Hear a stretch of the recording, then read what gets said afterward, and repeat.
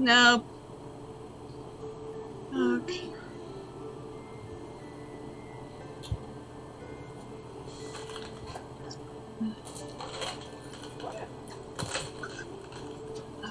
Piper, I'm gonna need you to lay down, sweetheart. I'm sorry, sissy. Let's just try to get through this. We are live. Welcome, ladies and gentlemen, to Curbside Podcast presents Dice Hard with a Vengeance, your weekly... What was that look for, Tim? I didn't get the little notification thing that you're live. Oh. Go up. You are being recorded.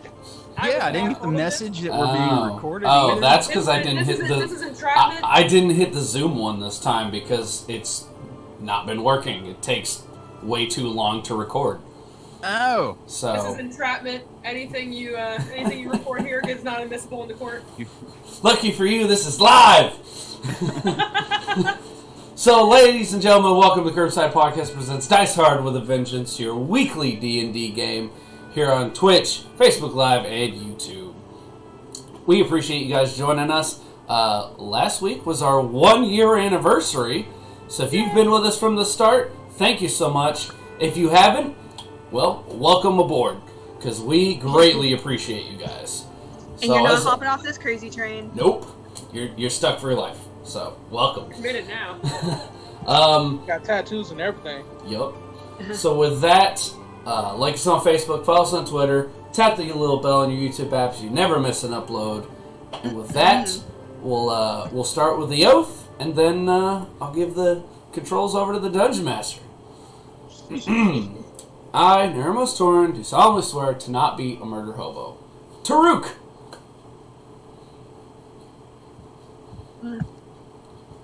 Dirty mirror selfies are not okay. No. Facts. Selfies in general. Okay. Uh. Can we leave that on MySpace where it belongs? Oh, man. Ooh. Now we're going nostalgia. Shots fired. Corrallos. I, Corrales Abrazar, do solemnly swear to not be a murder hobo. Lady V. I, Verity Serrania, do solemnly swear to not be a murderer. Natil. I, Natil, do solemnly swear to not be a murder hobo, and I am not drunk yet. I thought we were all doomed there for a second. I was like, well, she has decided to kill us all. About time. It was a good run. 1 year ain't bad. Right? 1 year in, we sure made it. And last but certainly not least, Draco. I, Draco Archimedes, do solemnly swear that I would not be a murder hobo. Good Alrighty. boy. You're so sweet. That's my best one. You talking to me or the dog? She's talking to you. Right away. Oh, sweet. Yes. Yes. I'm just saying, you know, it can go either way. Now we're being a little iffy towards druids. Mm. Oh, man. Alright. Mr. DM, take it away. Yeah, good gosh. Welcome back to Thrandia, guys. Last week, we had one heck of an episode, which pretty much we culminated with... we did some RP, but it all culminated with the Rock returning for an unknown reason, but returning and nearly taking off with one of the party members, which was, in fact, thwarted by some amazing rolls on the part of Taruk Bloodfist. And you guys sought shelter in a like a ditch bank, which your Corrallos kind of hollowed out with some what did you have? Earth shape for that one? Mold earth for that one? Earth shape. I'm just making up words now. I'm DM. I can do it. I can do it if I want. Mold earth to make a little bit of shelter for you guys to have cover from the rock, and it has, for the time being, flown off. That's where we're gonna pick up you guys. It is the night of that very same day, and you guys are pulling a ditch somewhere in Black Bog Swamp.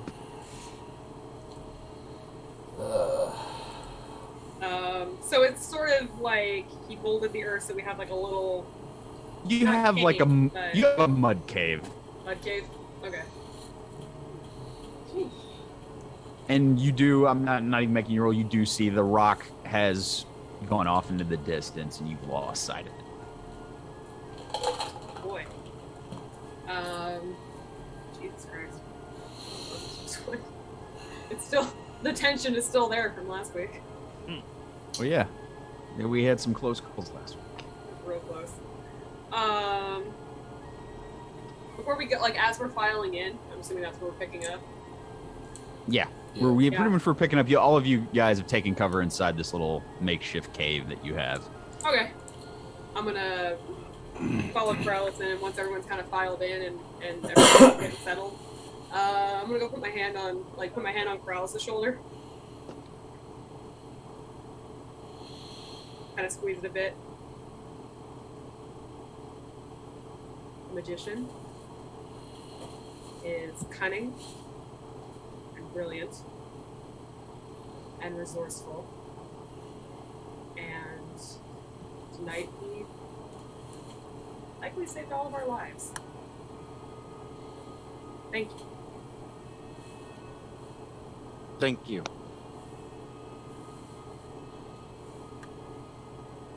I think if you're really kind of like a big sister, sort of like a I'm proud of you kind of look, kind of pat, give you a squeeze. I'm gonna go find some place in the mud cave. Yeah. Torn is just going to lean his head just barely outside the cave and yeah.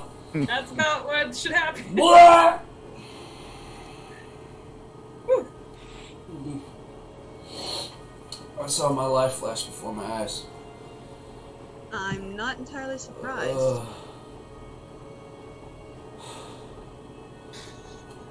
Whew. What time is it? Just nightfall? Yeah, you are just, it's kind of like in the 7 to 8 o'clock range. You're just getting dark. Oof. All right, yeah, we've got a whole night ahead of us, so. Can I look around everybody and just be like, so do things like this happen to y'all all the time, or? You hear from the back, I've known these people for like 2 days, and it's been nonstop. B just gives a really mournful sigh and leans against the wall. Yes, but never that close. Speak for yourself. Ugh. Speak for yourself, you son of a bitch. I've been eaten by I've been eaten by at least 2 different monsters. Oh wow. Ugh. So since we're in a mud cave, I'm assuming that it's dark in here. Yeah. We should probably keep it that way. Given how vigilant this thing is, and it's probably going to be making some circles throughout the night, if I had to guess. Go ahead and roll me a perception check. Everybody, or Anybody who wants to. Can I do some kind of check? Because that's not the first time that thing's hovered on us. I got a 26. Is it just looking for anything? Nice. Food, or do I get any impression? Like, can I roll to see if I get the impression that V? something else? Give me an intelligence check. Ooh. Okay. Did you hear me, Tim? Yeah, you said 26. I got you. I'll let everybody roll, and then I'll handle each of you. Oh, okay. Flat 18. 18. Okay. Draco. I mean, what were you looking for as far as well, no, for the perception check, it was you wait for a good 5-10 minutes. There's no sound of the rock calling on the air. You don't see anything. It's nighttime, but you're fairly sure that it has left for the time being. V. It is kind of suspicious that it came back. For anything more on that, with an 18, it's suspicious. That's the best that you can gather. Nothing really connects for you. but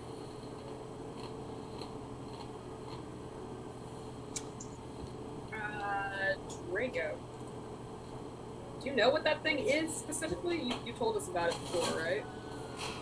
I think you did roll on that, Chris, didn't you? That Nat. I can't remember if it was Nat or Draco, whoever rolled One on of y'all did. I did. I think I got like a 21. That was one. No, yeah, one of you did, and you rolled fairly well. I'm gonna ask Draco, what does that thing eat besides live things, I suppose? What's a decent sized meal for it? But I know Draco, with a beast that size, it's a bird of prey, no matter how large it is.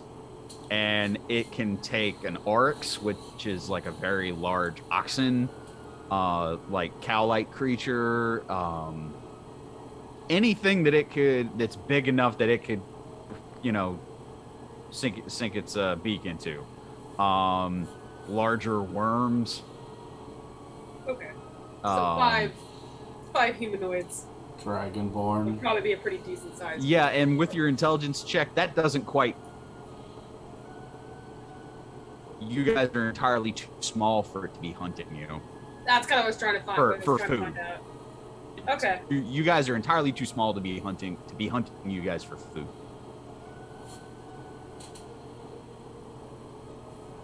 I can't tell if I'm starting to get paranoid or if I think that means something.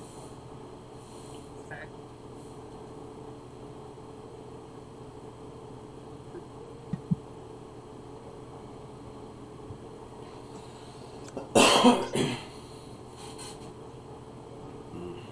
Anybody else got anything?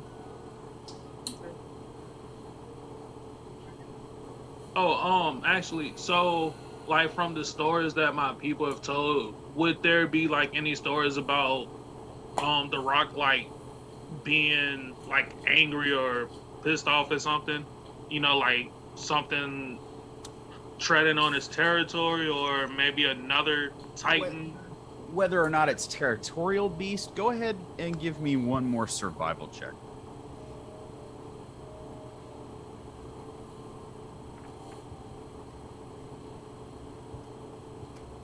That's a 23. 23. Please be patient while I get to the info. You know that they're usually solitary. These birds, normal ones, can live for centuries. And this one is extremely large for a rock. And like I said, you know that it's been given the nickname a Sky Titan. So you know that this thing can live for an extremely long time. When they make nests, they can use entire trees. And broken ships, anything large enough for it to use the remains to build a nest. And you do know that the nest can sometimes contain treasures, because a rock can, if it spots a caravan or a village or something, it can take shiny things back to its nest.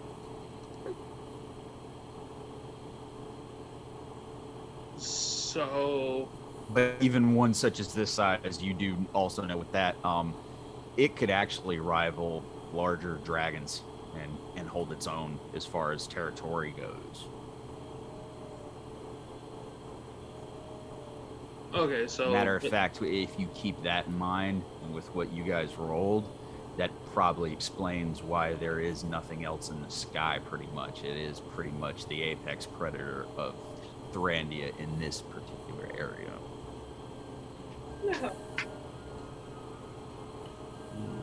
Cheery.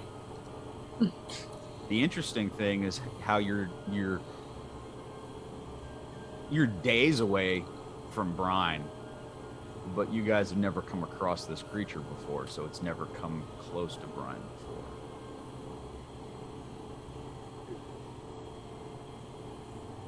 But that's as much as I'm going to give you. That's a decent amount, Yeah. We'll just get really distracted and lost in thought. Kind of sit in my corner. Torn is going to first approach Corrallos after he's done trying to hold his lunch back. Trying.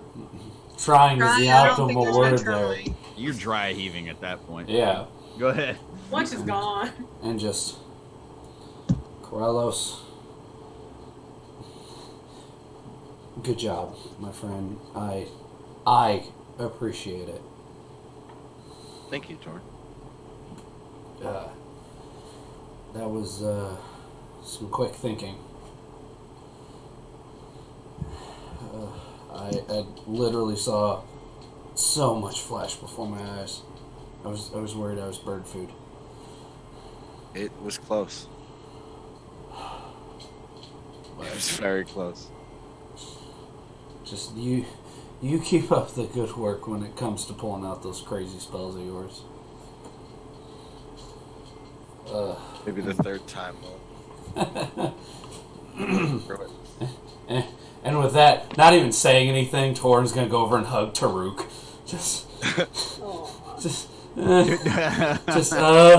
Yeah. Yeah. He already knows. He knows.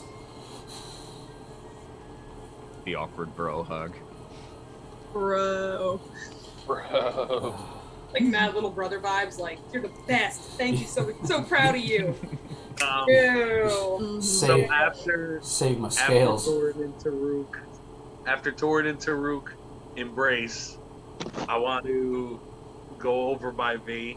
I want to sit down, and I'm going to say, "Hey V, what is your favorite flower?"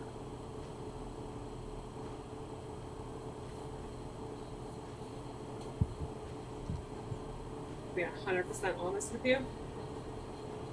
Yeah. Really don't like flowers. All right. What? She's not trying to be mean, but she's just kind of very.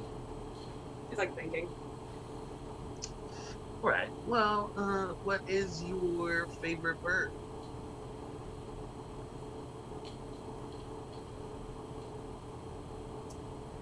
Oh, this is painful.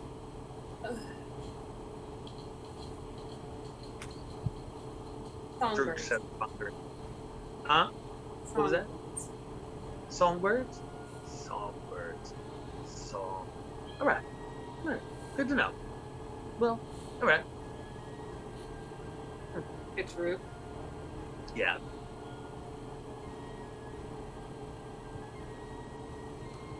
We shouldn't kill those men.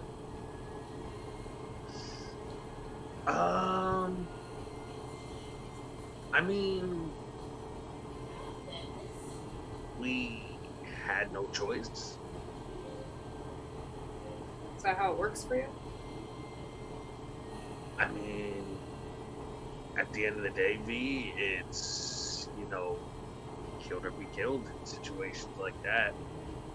I mean, don't get me wrong, there's a time for when you can grant mercy, but, you got to make sure if you're going to grant mercy that other person is going to take advantage of that and ultimately end up killing you because, in a way you were soft. I mean, it's that's my thought behind it. I think I need rules. So, I figured if I really wanted to kill someone, I probably shouldn't. And I really wanted to. So I broke that rule. And I just... Maybe you're a better judge of these things than me. Maybe I shouldn't judge those things in the future. But if it's what's best for us all, then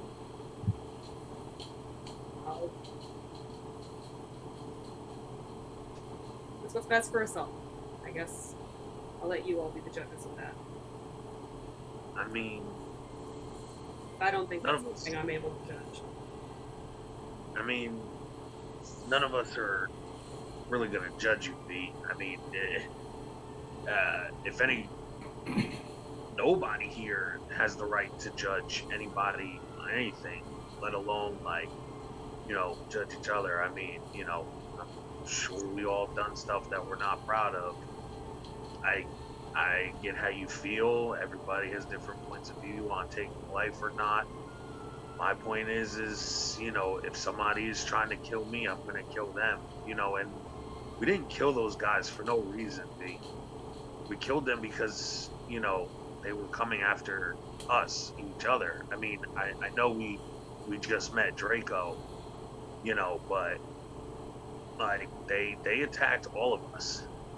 And I wasn't gonna stand by and let you, Corrales, Nat, Torin, be killed. I mean, again, I just met Draco and I think he might have peed on me, but Can I put my hand on your mouth?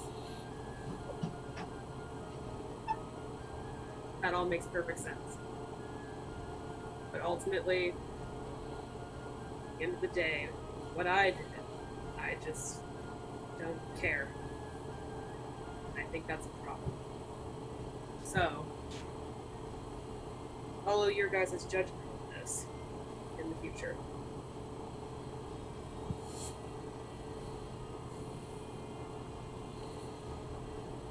So please, have good judgment.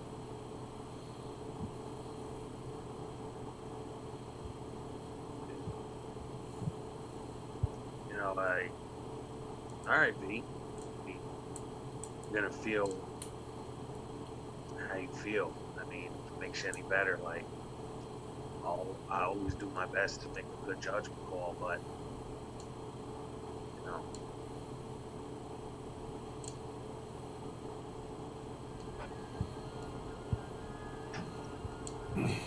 Like a pet, G.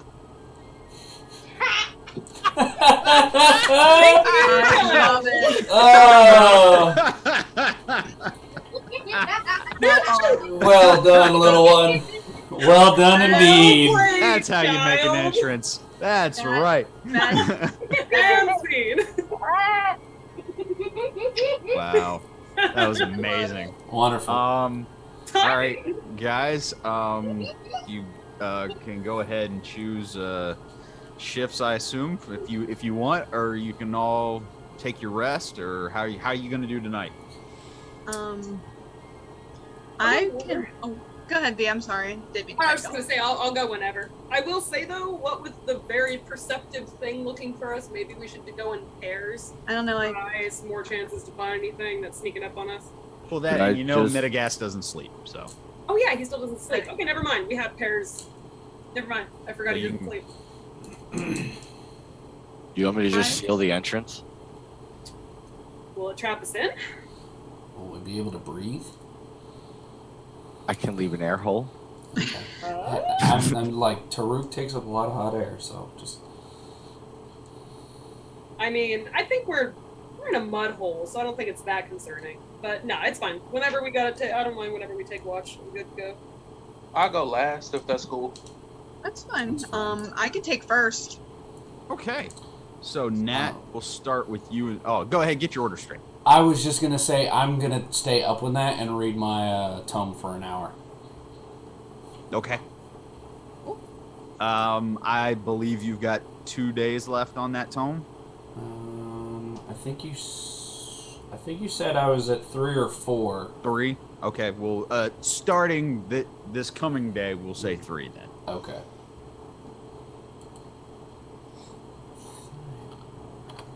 And we are going to start off with the first watch, which will be Torin, Nat, and Metagast. Okay. Sounds good. Wonderful. So go ahead and roll me perception checks as the first watch is. Yeehaw. Great for Metagast. Dirty 20, baby. 13. 10. I got that. So Nat really has it covered for the first watch. Towards reading. Of course. A couple hours go by. If there's anything that you guys want to go over, RP out or whatever, there's nothing really all that interesting that happens for your watch. So is there anything that you want to go over? I know, Torin, you're reading. Yes, I am. Because I need to read this thing before it vanishes on me. Nat. I just kind of. Oh, go ahead. Yeah. Yeah, no, go ahead. I was getting ready to ask if you had anything. Yeah. I just keep looking over at Torin every so often, just making sure that he's not gonna throw anything else up. I look over at Metagast and. With your roll, you notice that Metagast is still looking like, he's a skeleton, but you still notice that he looks at you and then he'll look away and act like he's trying to pay attention to something else. He still looks distracted. Penny for your thoughts, sir? Me? Mm-hmm. Metagast. Yeah, no, I was in character saying that. What, me? Got it. Yeah, you. Nothing. Interesting day. We tend to have plenty of them. Is this... But it definitely keeps you on your toes. Yeah. Is this normal? Define normal. Shut up and read. How many people try to kill you guys on a daily basis? Every day, most days nothing tries to kill us, but some days, it just depends on what we get into and, what we find. Roll a deception check. Sorry. Funny. I know probably a lot of what you've seen the last few days probably may seem a little confusing and even a little scary. I think maybe the concerning thing is that I'm not concerned. Almost like there's a part... What do you mean? Almost like it's familiar in a way, but I don't know why. Well... It's a strange feeling. I look at each of you and I feel something, and I have emotions, but I don't understand why I feel that way. Like a deja vu-y kind of feeling? Like you've met us all... Like you've met us before in like a past somewhere? No, it's... Have you ever gotten an initial feeling or vibe from someone when you immediately met them, and you either really liked that person off the bat or you really didn't? You couldn't explain it? Well, that's kind of how I feel about all of you. I have these preconceived emotions. Like you feel like you know us, but you have no idea. Yeah. And some of those feelings for you guys are complicated. Well... I almost hate to say it and sound cliche, but we are a bit of a complicated group. We all have things that kind of make us complicated. That and we've all been through a lot. Yeah, you've been through, a chandelier drop? Almost being... Chandelier drop, tiger demons... Yeah, the tiger demon. birds. Yeah. Large turkey. Chain devil. The madam. That's the most dangerous of them all. Don't forget it. Oh, don't you worry, I never will. That was out of character. I love her. I love the madam. She's my favorite. She's back in light. You're right. But anyway. No, called she's it. drinking Darling. wine and she's like, Yeah, no, she. She, You're she right. knows. Exactly. Then someone is scared of me. But it's none of my business. I sense Ooh, the, I got the chill, darling. sense the disturbance in the force. Yeah. All right. Alright. But yeah. To wrap that up, Metagas just kind of. And. Well- Okay. Okay. I'll cave a little bit. Every time I look at you, I just feel guilt. Guilty. What did I do to you? Like, Torin told me some of what happened, and I just. That's what I Well- mean by I have a preconceived emotion about it. I just look at you and I feel like a failure. And I don't know what I did or didn't do. Well,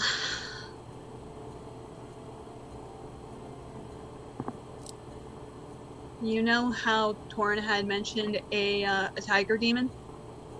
Yeah, he explained some of that. You, well, this tiger demon took somebody very, very close to me, my sister, and everybody here,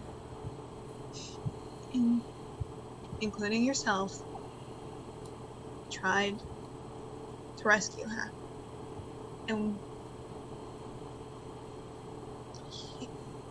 like a coward, he escaped. He evaporated to a different plane.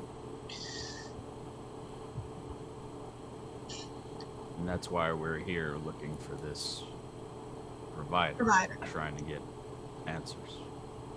Yes.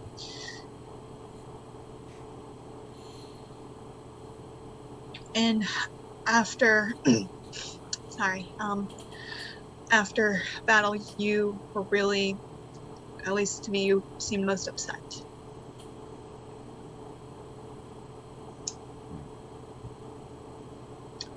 But,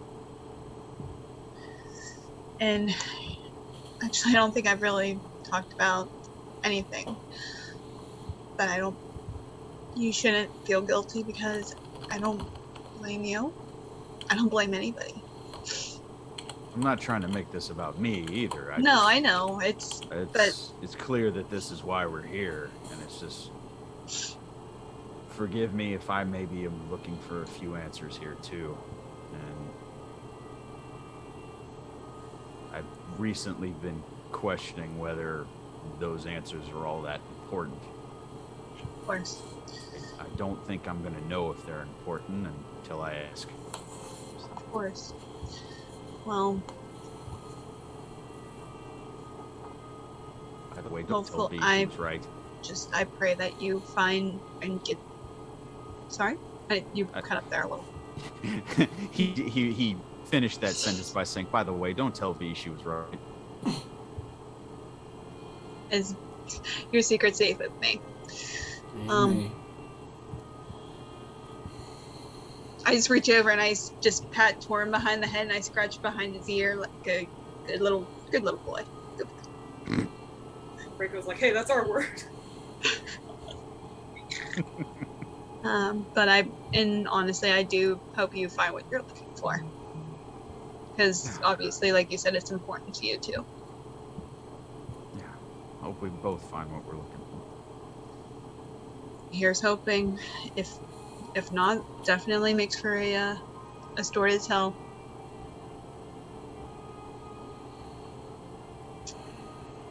That's it for your watch. Not much else happens. That's it. So, your watch comes to a close. Torin, I'll say you got 2 hours in. Metagas will remain up with whoever's got second watch. Who wants it? Who's taking last watch? Draco, I think. Draco's Yeah.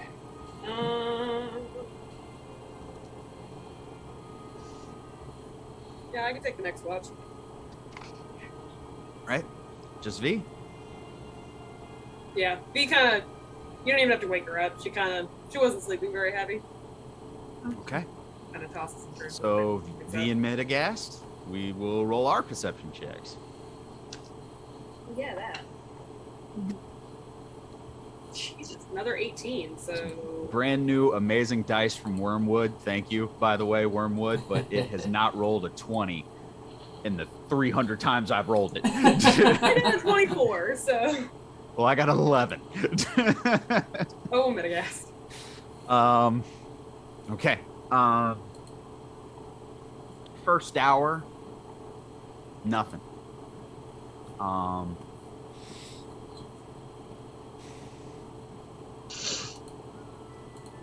Somewhere at around the 10:30 at night range, V, you do hear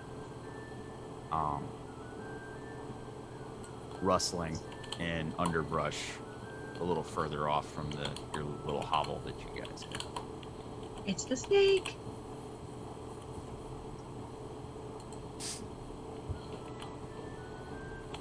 Metagast is just kind of looking at his bow and kind of spinning it in the dirt, holding it there, just spinning it, kind of absent-mindedly.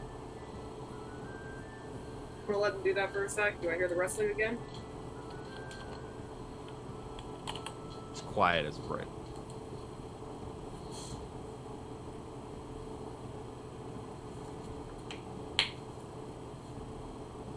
Shot in the dark. Well, I'm not gonna go out there and investigate. Never mind. Yeah. Roll another. I need to know the deception. Roll another perception, please. Best deception. Invest deception. Invest deception. 15, so soft 20. Soft 20. Yeah, 21.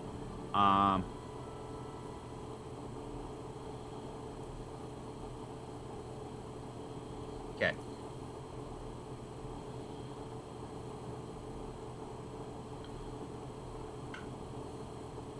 For a moment, you hear the rustling in the underbrush again, and there's movement in bushes. I'd say about 60 feet from the opening of this hovel that you guys have. Out of the corner of your eye, you see a shadowed figure leap from the bushes up into the treetop.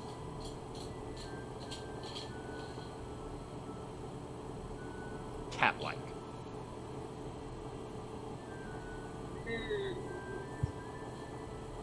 I'm gonna go wake up Nat and Torin since they've already. Oh no, they were on watch. So I'm gonna go wake up Taruk and Draco. All right, so all you guys are awakened by V.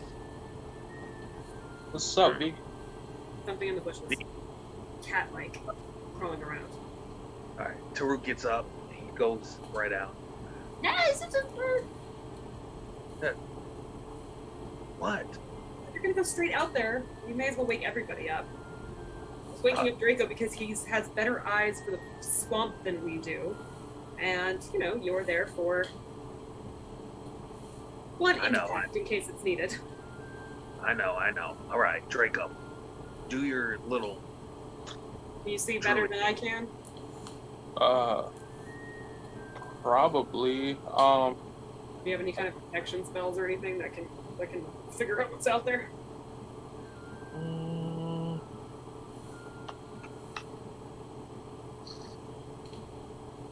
Not necessarily. I'm gonna nudge Corrales awake. Yes. What's up? Good evening, sweet. Do you have any type of detection that can send something out there? Out where? What's going on? I'm gonna kind of point towards the bushes that I saw the where I saw it run up. Can I see anything? I have dark vision out to 120 feet. Okay. Yeah, my dark vision only goes to 60 feet, so. Yeah, V, you're just kind of losing it. It's Right. just out of your range. Corrales, go ahead and roll me a perception check. Shit, I'm not gonna have dark vision for very much longer, by the way. 18. 18. Corrales, you do see it. Up in the branches of a tree not too far away from, just outside of 60 feet. There is a dark silhouette of a cat-like predator in the treetop. There's a little bit of movement around it, but you can't quite make it out. You know that you saw movement like just around the body, but it doesn't quite make sense. It's a little skewed. But you see two cat-like yellow eyes staring back at you. Oh man. Can prestidigitation make footstep sounds? Or I like don't know. Hang on. fake movement? Do you have any spell that can make fake movement about 20 feet from, or like a far distance away from the cave to maybe, if it's a predator, get it to pounce on it and come out to where we can see it? Or if you have minor illusion of any kind? I can do sounds 30 feet away. Okay, maybe make it sound like something's running off into the bushes 30 feet away and see if they follow. Yes, that is what I'll do. Yes. Okay, so minor illusion. Thaumaturgy. Sorry. Thaumaturgy. Yes. Got you. So thaumaturgy, how far away? Range is 30 feet. And you're just doing like the rustling of leaves, or what are you doing? Yeah, rustling leaves, sticks breaking, that sort of thing. Just moving away. Okay. With a neck of 2 on that. Yeah, okay. What you see is when you do that, you do thaumaturgy and you move like some twigs and some leaves off to the side. You see the cat-like entity leap down from the tree and pounce close to where the noise was, and you get a full view of this creature. It has 6 legs, 3 on each side, with tentacles rising off of the back. It's a panther-like creature. And you just see as it pounces and it slowly kind of starts to realize what happened. Roll me a perception check, Corellos. I've been had. It's a big 15. piece. 15. You guys are out rolling it. You see this cat-like entity look at you for a moment, and then it blinks out of existence.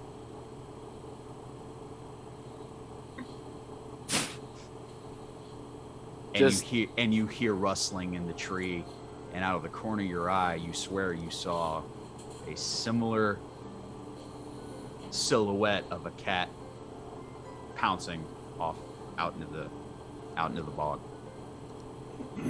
What the hell was that? Roll me, Draco. You're up, right? Yes. I was gonna look at Draco and be like, Survival check, if you would, good sir. what is that? And can it swallow me whole? Not quite big enough to swallow you whole. Good. Could rip you apart. That I can handle.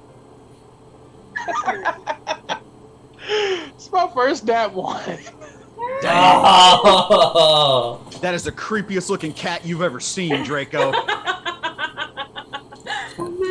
I've never seen anything like that. It was a cat with tentacles coming out of its frickin' back. What kind of shit do y'all have chasing y'all? Anybody else want to attempt a survival check who's awake? Oh, I'm not. Never mind. I'll see if maybe I've heard some weird story. Maybe it was in a legend or something. I'll let you do it. For Let you is that do you it. said that Just was because you're not proficient in survival doesn't mean I won't let you try. I'm not proficient, but survival, that's intelligence. No, survival's wisdom, isn't it? I think so. Yeah, so I get a +3. I'm not proficient, but I get a bonus. Yeah, survival's Yeah, wisdom. survival's wisdom. Tim, before she rolls that check, can I cast guidance on her? Sure. So Can I roll for it too, Tim? I'm Yeah. proficient. Yeah, +4. Yeah, cover the spread. What's guidance? you're gonna see my hand glow in this white light, and I'm gonna touch on your back, and so you get to add a D4 to your ability check. Hey. Okay, that is a 18. With the D4? Mhm. All right. Taru? I have an 8. Yeah, that's a scary looking cat, bro. V, you've heard tell of a creature that fit the description of this. You know you've heard of something called a displacer beast. Hey! Kitty Whippins! Yeah, for your Yeah. D&D folks, it's called a kitty whippins.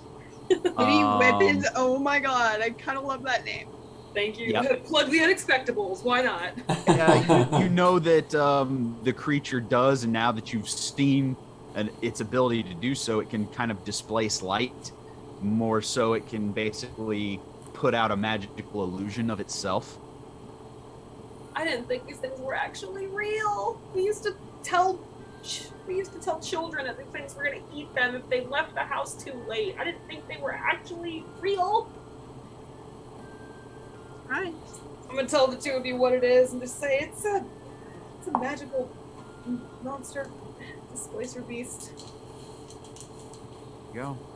Drago's mad that he wasn't able to draw it in his notebook. Now that now that V said it, Draco, you may recall somebody telling you, but it really in the moment that was just a scary looking cat, and it did not come to you right then. But it has left. Well, suppose. Mitigas is just shaking his head. Really, it's just nonstop with you people.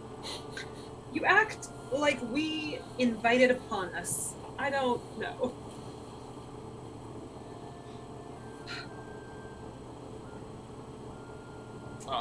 I'm gonna look at Metagas and be like, how do you deal with this? Well, I've only been dealing with it for a few days. I drink, usually. Is Oh. there any? Technically longer, but I only remember the past few days, so that helps. So you've been dealing with stuff that you forgot? Oh god. And I thought Druid Hunters was the worst thing I had to worry about. Oh yeah, we took care of them right quick. I used to have to worry about the scary cat monsters. Yeah. And the At least you giant weren't here bird. for- At least you Okay. weren't here for the goat demon. The what? Or the frog demon. The what? Or the cat demon. The what? Or the chick. Nope, he doesn't We're remember on that. Chain Devil. Who are you people? In his sleep, Torn. Chain devil. I'm gonna put my hands on your shoulders, Durok, and just be like, we are an unfortunate group of idiots who keep wandering into danger. I'm gonna back away from that touch a little bit. I don't want the craziness to get to me too. Too late, my friend. Try to get some more sleep. I'll wake you if there's anything else. All right. Please don't. Please don't! Just let me end! So V and Mitigas watch continues, and there's no further sight of the creepy cat. Unless you have something, V. Well, no. I'm not getting the feeling that this is our last night before the big show. Am I? Like, I know we still have to meet up with the Huntresses, and You don't know that. yeah, I'm trying to, like, gauge it. I mean, I guess before I go to bed, I'll make some...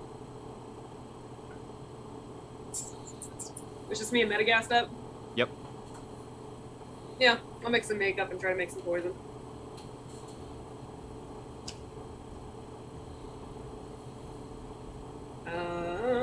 So I'm gonna do a full 3. That's 15. 19. And 10. 3 successes. Okay, perfect. I told you the DC on that I was gonna make it too tough. You've been doing it enough now. Okay, cool. Then yeah, I'm not gonna worry too much about like disguising them. I'm just gonna be really sneaky about putting them away. So. Yeah, unless you want to do a sleight of hand check right now, Metagas was alert enough to see that. Sure, but it was makeup. I mean, like as far as trying. Yeah, no, to he disguise just saw it you well. making makeup. Yeah. Yeah, no, I'm not gonna like go out of my way to make it look super, super, super authentic. Just He just kind of side glances a couple times just to see what you're doing, and that's about it. Just Okay. Yeah, gonna call it good then. I think that's all I gotta do. all right. Well, your watch goes by uneventful after the cat sighting. Who's next? Yeah, who was next? Someone said they were going last. Is that true? Draco. Draco. Yeah, you got one more, and then we'll do Draco. I guess that would be Kralos and Zaruk. Yeah, I'll go. All right, Taruk, Corrales, and Midagast. Everybody roll perception checks. Now that was a short rest so far, right? We've already passed the short rest mark. Yeah, when you finish this will be a long rest. Right. Yeah, I don't necessarily need a long rest, so I'm gonna kind of just drift. I'm gonna be up, but laying down. Sure. So I'm not really like alert. I'm just kind of not asleep. Gotcha. What you got, Tim? I got a 16. George? 19. 19. And Midagast got a 16. So not bad, you guys. Nothing happens.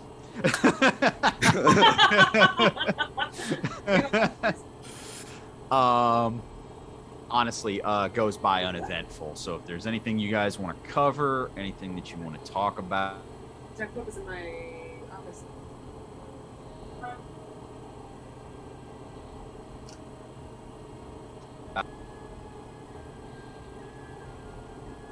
There we go. The goes by uneventful. So unless there's anything you guys want to cover or talk about. I just want to keep reading the tome. Okay. Let me grab my notes for the tome, bro.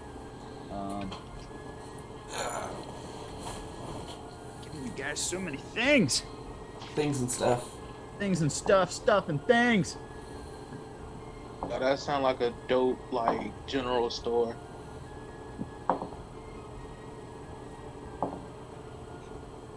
I'll think about it.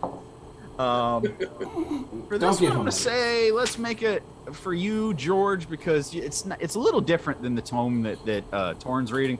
Torn's just got a deadline and he's got to get through it. Yours is a Gotta little cram different. for the test.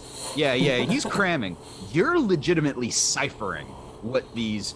You do read the language. That helps, but not everything is just. It's some of it's directions, some of it's arcane runes, and some of it needs to be transcribed, even if you know the language. So, go ahead and give me a wisdom check. Oh. Wisdom. Yeah. 17? Not bad. Okay. I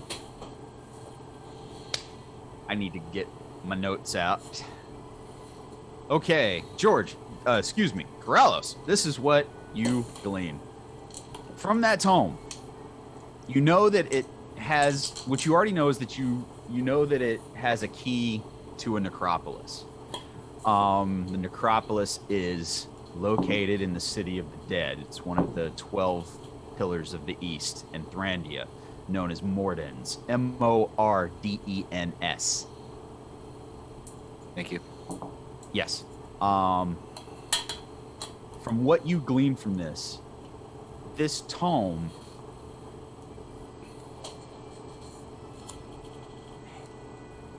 there's a gateway to it, what you assume is another plane of existence. It's referenced several times in the tome as simply a gateway. There is no, this heads to Los Angeles on it, though. This is just, it's mentioned several times. You don't know where this gateway goes, but you're led to believe it leads to another plane of existence, more than likely in the Nine Hells, because you've gathered that this tome is used in summoning creatures to this plane. The new information that you come across, though, is that in Mordens, specifically the necropolis that's in question, what you take from this is that the first warrior queen of Thrandia, Queen Calliope, is buried in Mordens. And you're led to believe, quite possibly, in the necropolis that this key goes to. So there's some type of link to that queen and this gateway to the Nine Hells. And that's the most that you can get out. Okay. I will take it.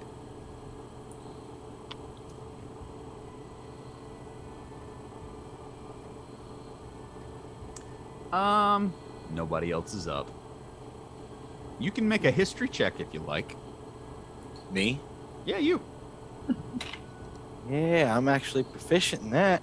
There you go. Finally! When the smart character gets to be smart for once. 21. 21.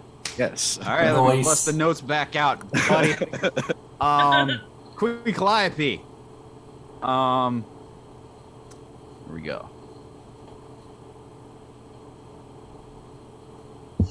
That's not it. I apologize. Be patient with me, guys. I think you guys are going to be going into some lore. Yeah, say the name right. I was thinking. With a 21. Queen Calliope dates back to the Golden Age of Thrandia. This is roughly about 600 years ago. And what is known is that there was the stand-in king of Thrandia at the time was King Tausus Steris. Ruled as king of Thrandia for many years. Pretty much what history recalls of King Steris is that he was a tyrant of the time. Using military might to coerce nobility into submission, and as history according to we'll say the established history that is taught throughout most of Thrandia, that this rebel queen, Calliope de Verona, was the one who overthrew him.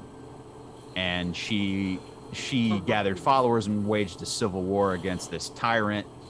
And from what you gather from this tome, she's buried somewhere in Mordens, and you have a key to a royal crypt, basically. But you still don't know what any of this has to do with a gateway to the Nine Hells. Right. There's missing information. Well, that's the fun, isn't it? Of course. The game is afoot. Yes, game's afoot, yeah, boy. All right. But that's all I'm giving you. I'll take it for now. All right. Other than that, unless you got something, Taruk, that's it for the watch. Nothing interesting happens. Yeah, nah, I just kind of want to talk to Metagas a little bit. Yeah, sure. He's still just kind of absent-mindedly kind of spinning the catabo just in the dirt, just kind of. He's staying alert. You know, you guys rolled fairly well. There's nothing happening ever since. You guys keep a watch out. You hear a couple. You know, you hear the sounds of the swamp. You hear bugs. You do hear a couple rustling. It raises your attention. You look. You don't see the cat. The cat's gone. What's up, Metagas? Hey. Enjoying your new toy there? Yeah. It's useful. Yeah, I think it's pretty cool. So, I feel a little guilty because bows are kind of her thing, and he kind of motions back at Nat. But I mean, this is kind of fun. I'm not gonna lie. yeah. I mean, I wouldn't, feel too guilty because, like, yeah, bows are Nat's thing, but like, trust me when I say like, her abilities with a bow versus your abilities with a bow, are way, way different. Not saying that you're not good with that thing, because I saw you in action. It's around, it was pretty cool. But Nat, she's built different. Like, she's just different. But so I know the last few days have kind of been mind blowing for you. Yeah, and it's pretty much like back to square one, because when we first met, you know, you didn't really know who we were. You had told B and I that you made Medicast up. So You mean I faked a personality? Yeah. Yeah. Corrales, that's news to you.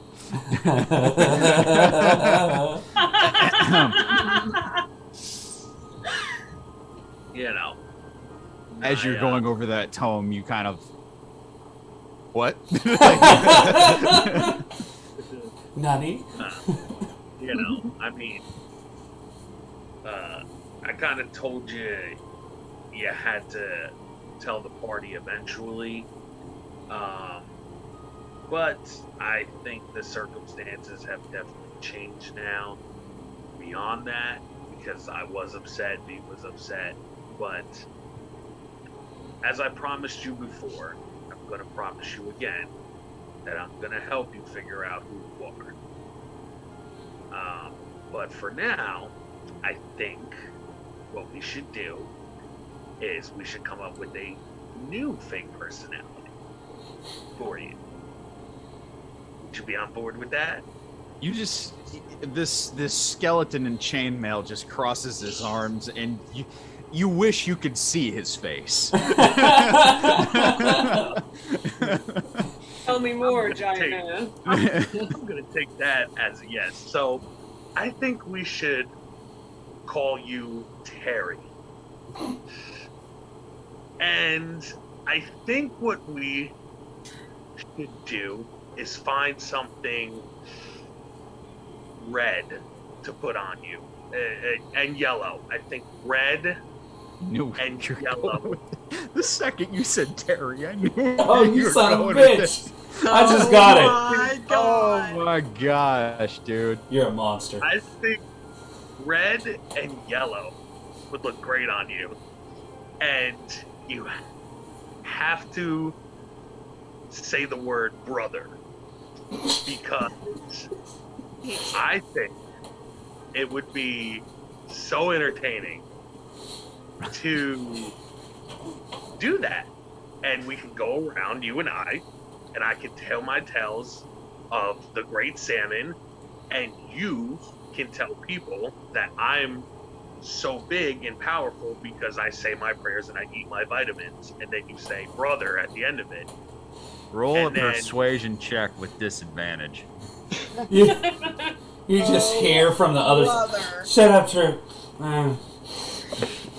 Now comes in the double nat 20. The first one is a 3. Uh-huh. Yeah. It didn't get any worse. Yeah, no, I know that. And Yeah, that you was need a fucking 19. Oh my God. He looks at you for a moment. God There's a bless long disadvantage. pause where you assume he's just taking it all in. And he's like, I feel like they see me now. There's no point for a fake identity. I think I'm good. I mean, well, listen, hear me out. I'm just saying, it's not for, the rest That's of the what the party. roll was for. He heard you out. Breaks the fourth wall. Drew breaks the fourth wall. The DM is being so difficult, and you need to knock it off. Fight for the rights. Everyone clap your hands if you want him to be called Terry. No hand clapping. Clap. I'm You just tried. saying. You tried. I'm just saying. You gave it the old college try. I gave you a shot, man. Fortunately, you didn't go to college. I'm just saying, Metagas. I think it would be fun, but I get it. It's cool. It's fine. Right. Like I said, in all seriousness, I'm gonna keep my promise to you, and I'm gonna help you figure out who you are. Just stay alive this time, and when we figure out who you are, don't lose your memory. Deal? He kind of looks at you this time. He kind of looking at himself. He's like, I'm trying to stay alive. Well, just, make sure you do. Because, we don't need you to go bye-bye and, we go crazy again and I get angry and, and Torin, cries on my shoulder, and Corrales talks to himself, which, by the way, have you noticed that he talks to himself a lot? I can't quite put him in. No, but go back. What do you mean V went crazy? Oh, shh, don't say crazy out loud to her because she'll us. But, she, like me, she just lost it when you got smashed into pieces by that giant that we ended up killing after and gave to the tree as an ornament. I don't know what any of that means. Well, stand there and act tough until you do. Like a cut, G. I love I'm not ready. I'm never ready. Go ahead. But stand there, hang on, baby. Stand there and act tough to you. But anyway, V, she got really upset. Let's just say that, and did everything in her power to bring you back.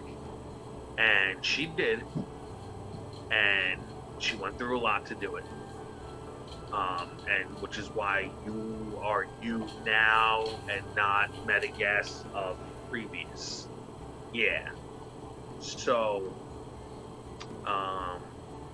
yeah, stay alive and remember who you are when we figure it out. And I'm gonna slowly back away after saying that, but I'm gonna whisper like Mufasa, remember who you are. And then I'm gonna drift off into the cave. Bada bing bop, boop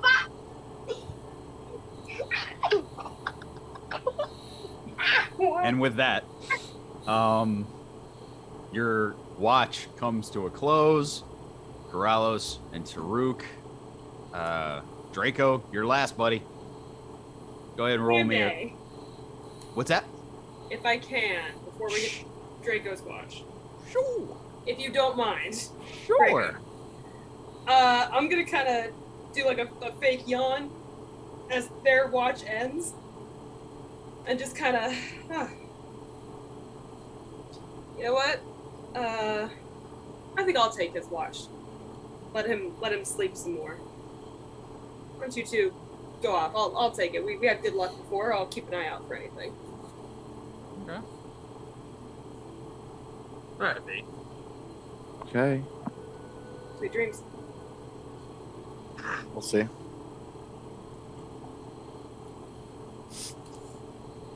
Wait for them to fall asleep. All right. Takes a few minutes, but they do. Can I roll to make sure they're actually asleep? Perception. 17 plus 6. 23. You guys asleep?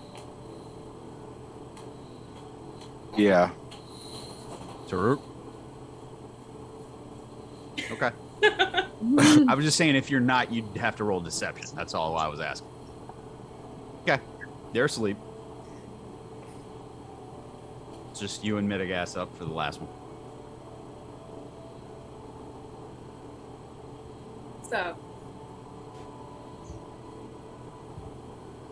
I feel like we're getting to the end of this. I hope so. I do too.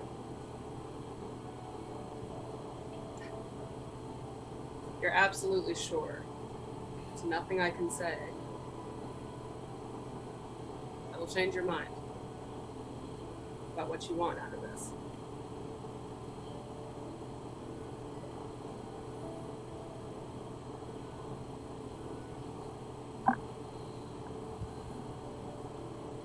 I've been thinking about what you said. Maybe it doesn't matter. I could be nobody.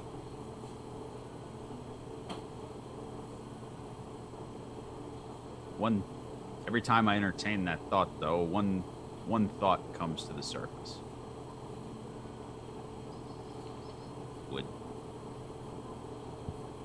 This is clearly magic, a curse, something.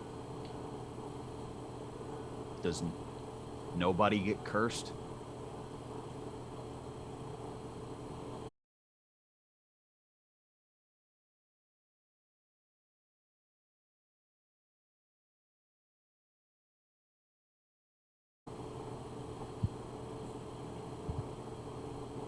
If I'm just a peasant, why would I be cursed to be an undead?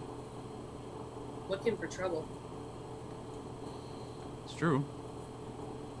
And I know I don't have a lot of legs to stand on there, but you know that's what you're doing, right? I'm doing what? Looking for trouble.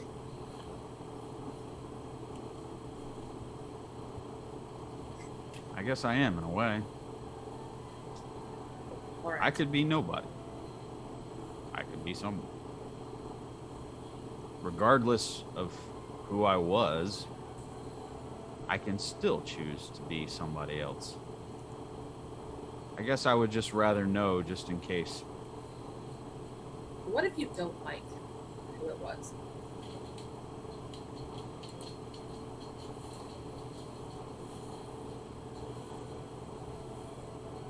Thought about that too. It's very possible I could hate who I used to be.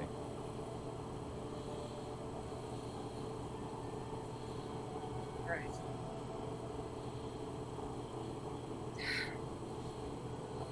You know, they're willing to help you. I am too. They really want to see this through for you. They're a little too trusting that way.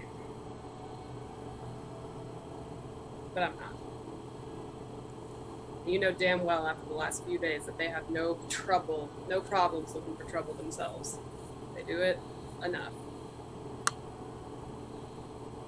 They're good enough at trying to get themselves killed. But what I can look out for them, a little out of my depth, but what I can look out for, problems before they start. So fine. I'm this provider and become whoever you are, whoever you want to be. And I hope it works out. I hope they're great. Something has to be said. I'm gonna make sure he's looking at me. He is.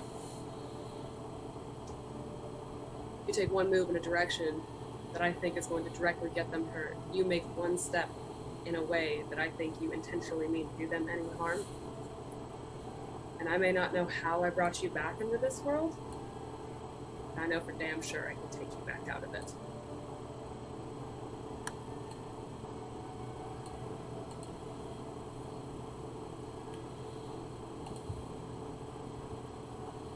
And what if I want you to when the time comes?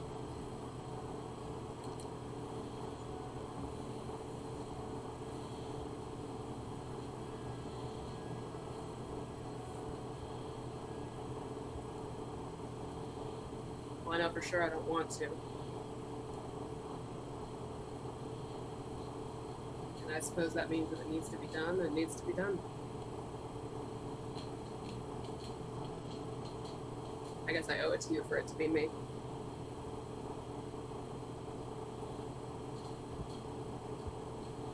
Don't make it have to be me. But watch yourself. I'll be doing the same. Sweet dreams. I'm gonna go wake up Draco for his watch.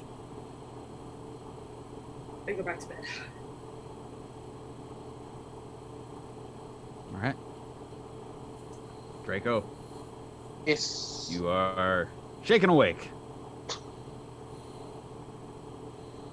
Last watch of the night. Make her count. Gotcha. Perception, right? Perception roll.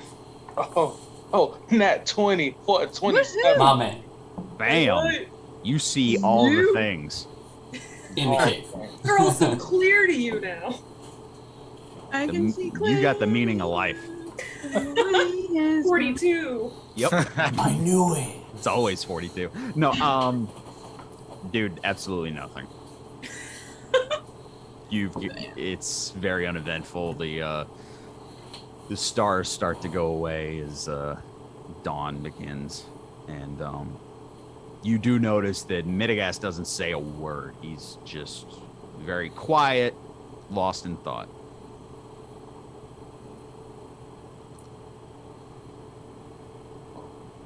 I guess I'll go over there to him and ask him if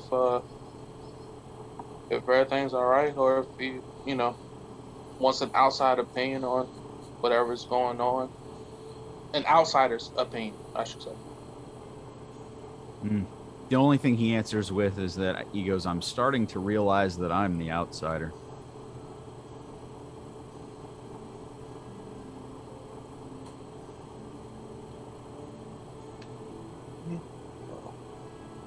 I mean, it seems like from just the time that I've been around that you might not be that much of an outsider.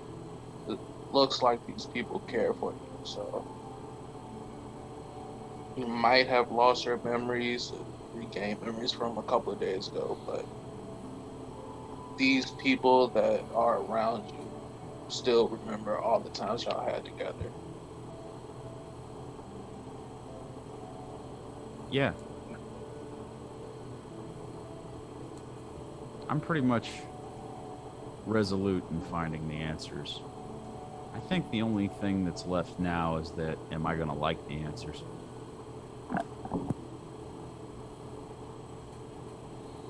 A lot of times people don't like the things that they're shown, so but it's up to you to make whatever you do find into the best situation that you can. Yeah. I guess we'll find out soon enough. Yeah, guess you're right. Then I guess after that I'll just find a tree to sit under and just go through my notebook until I guess get everybody up. All right. Dawn breaks. Everybody, you awaken. There has been no sign on anybody's watch of the rock or the giant bird.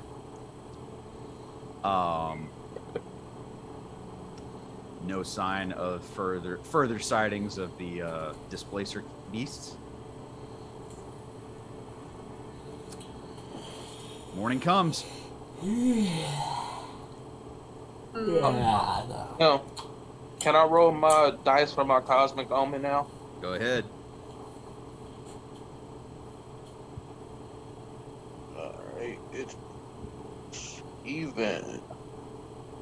So, what was that?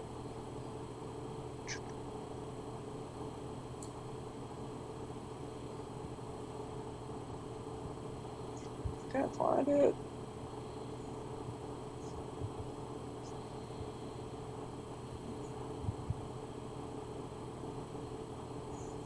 Oh, there it is.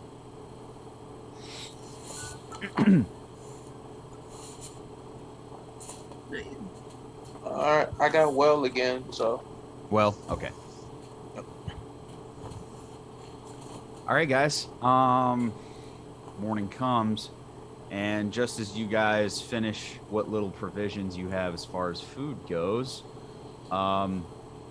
you don't even get a chance. There's rustling in the underbrush and everything around you. So, perception checks right now. I say I got my freaking weapon out. Just getting the weapon ready. 18. 17. 12. Doran? That is a 6. 6. Yep. Daruk. 1. Man, that's 2 1s tonight, man. Ooh. Ouch. 5 for Mitigas. So, V, Nat, and Draco, you note that you guys are surrounded, but it is the Huntresses, and they have found you guys. Oh, I'm gonna exchange a glance with Nat. Just kind of be like, you should go handle this. I'm about to them. To be a Nat or to the Huntresses? mhm. I mean, Yes. In that direction. You see as Cassera, the leader of the Huntresses, steps forward. Well, seems like you found everyone. We get really Thankfully. polite. No. Indeed. Had a spot of trouble, but we took care of it. It's good to see that you're... And she kind of swallows a little bit, looking at a couple of your party members. Unharmed. Yeah. As per the arrangement, we will escort you at least a little further into the bog. We can at least give you directions. You were seeking the Whispering Mushrooms, yes? Gotta give Nat like a look at Nat. Mhm. Yes. Yeah, That is, yeah, that is what the Okay. saying Hangman's Tree told you. Yes, Soothsaying Hangman's Tree. that's a sentence. That's the sentence we just said. That's a mouthful. Well, if you all are ready, we'll lead you for a time. There will come a point where our paths will divert from each other. But until now, consider yourselves under our protection. You're very grateful. Thank you. Is there a... forgive me. Is there a signal if there's impending trouble? Or simply open fire? Please understand that when you get to the Whispering Mushrooms, you're on your own. Fair enough. There are things and entities that have lived in this bog that we do not interfere with. And even Our Lady shows them the respect they're due.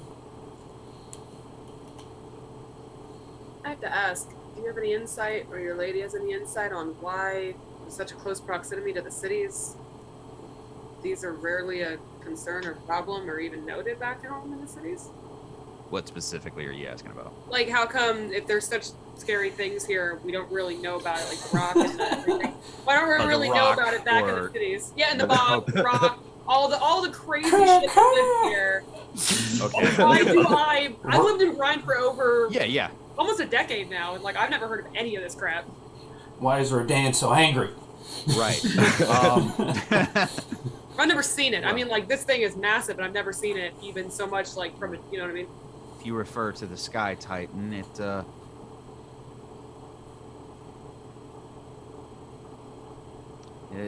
sightings are sporadic.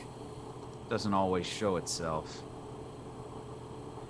The smaller ones, they can be found. That one in particular, it's very troublesome that it's roaming as openly as it is. As for the other things in this bog, be respectful. It's my middle name. Thank you, lady. And pretty much you guys have been talking as you've been walking.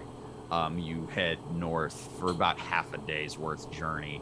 You pass even where the original encampment for the Huntresses were, and you keep going. And you come to a point where there is... I wouldn't call them paths, but there are easier places to walk and not as muddy, not as bogged. Easier to traverse. And the leader of the group, Cassera, says, "You continue heading north. You should reach the Whispering Mushrooms within a few hours. Keep your wits about you.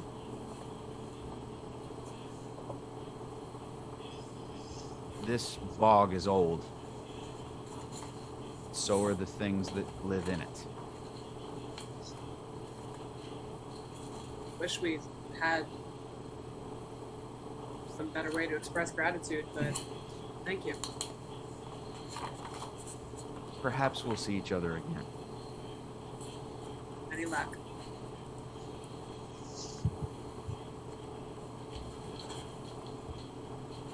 And you see as the Huntress group starts to break off and head further east. Kind of nudge Nat as they walk away and just be like,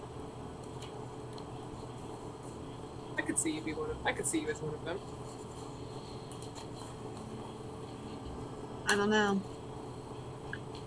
Maybe when all this is done, I might give up the hunt. Really? It's crossed my mind a time or two. Gotta give Torin a side glance really, really subtly and just kind of to business then. Well, he'll be. Fun. Okay. He won't have any more chandeliers dropping on him, so he'll be happy about that. Well, none of us will. Onward! Yeah, I was Yeah. going to say, usually I do. Does anybody need a break? I'm actually pretty good. I need Okay. a bio. Okay, let's take a quick one right now because we're about to get in it. So let's take a break Well, right now, Let's just for a roll, few man. minutes. Like you said, ladies and gentlemen, we'll be back after a very brief break. See you guys soon. Do it! Yeah! Luckily, I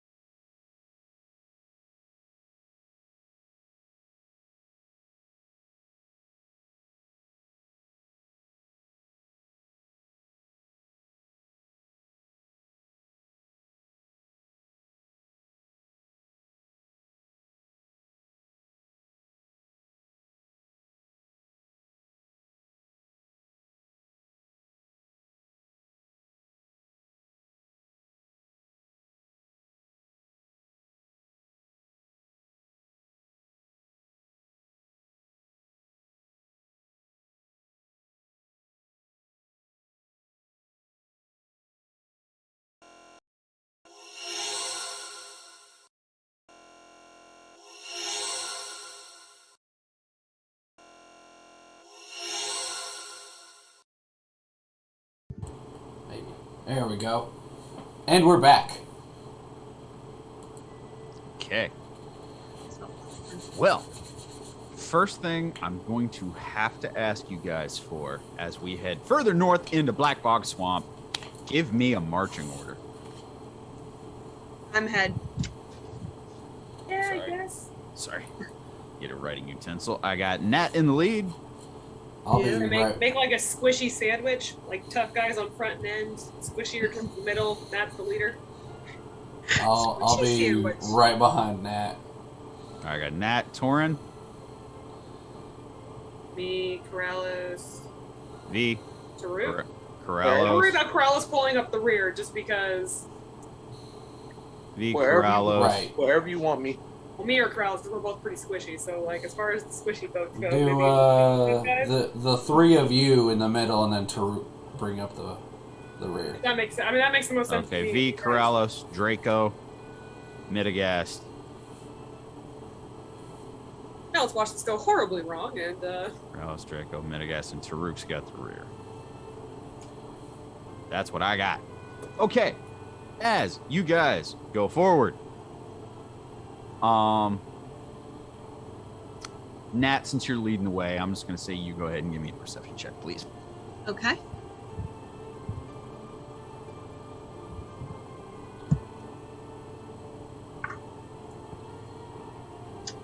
$17. 17. Not bad. It takes you a couple hours. The directions they gave you were they're fairly vague. What I would like you to do, go ahead and give me a survival check. Okay. Oh. Sorry, guys. I'm like snap, crackle, pop over here. That was a survival, correct? Yes, Thank you. right in your wheelhouse. 18. 18. Yep.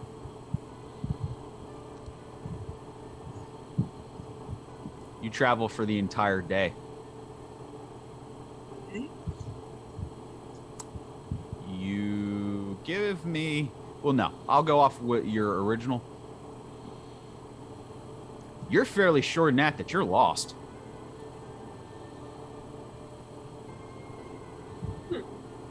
Nani?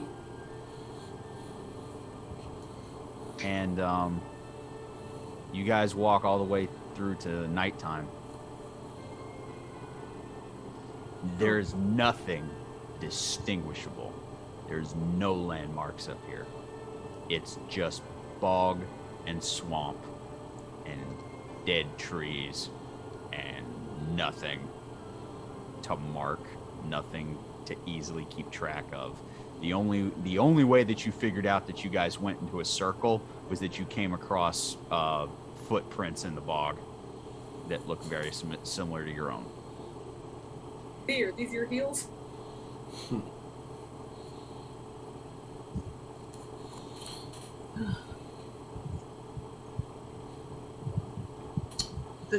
This can't be. I followed their instructions.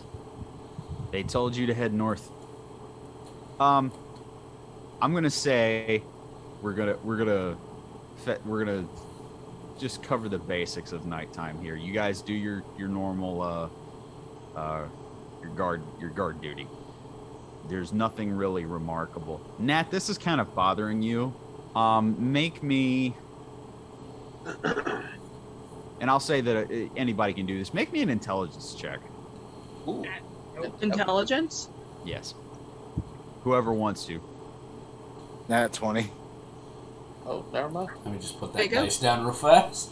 Right? All right, Corrales. 22 total.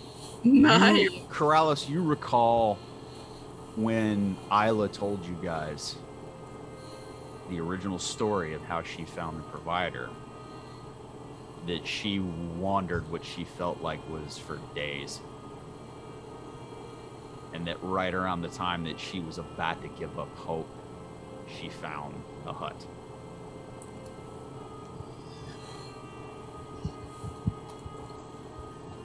So kind of recounting Isla's story about how she found the provider in the first place. You just surmise that this is an entity that probably doesn't want to be found. So, we're going to fast forward to the next morning. Torin, would you like to get any reading done during that nighttime real quick? Okay. As much as possible. Okay. How much time do you have left on it? As far as, like, your study time. So, right now, I have 17 hours left that I need to read. Jesus. You need to get on it then, because you're on day 2. All right, I'll give you, for nighttime, with still getting a full rest, I'll give you 5 hours. Okay. And according to this, I should have 3 days left. No, you just started day 3. That's what we just decided at the beginning of this. Okay, that's right. You're right. Unless you marked it. You're saying that I misquoted earlier. No, you said because we're about to start a new day, correct? Correct. So wouldn't this be day 4? You're counting up. I'm counting back. Oh, I told you you had 3 days left. Now you have 2. Oh. That's where the miscommunication That's where the is. miscommunication was. There we go. All right. So you got 2 days left, and you've got 12 hours left of studying to do. All right. Fast forward the next day. Nat, leading the way, I assume again, same order. Yep. Go ahead and roll me a survival check if you would. All right.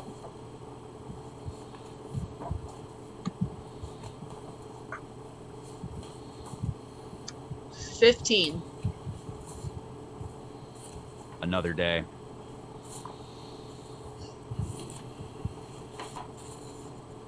There is very little to track.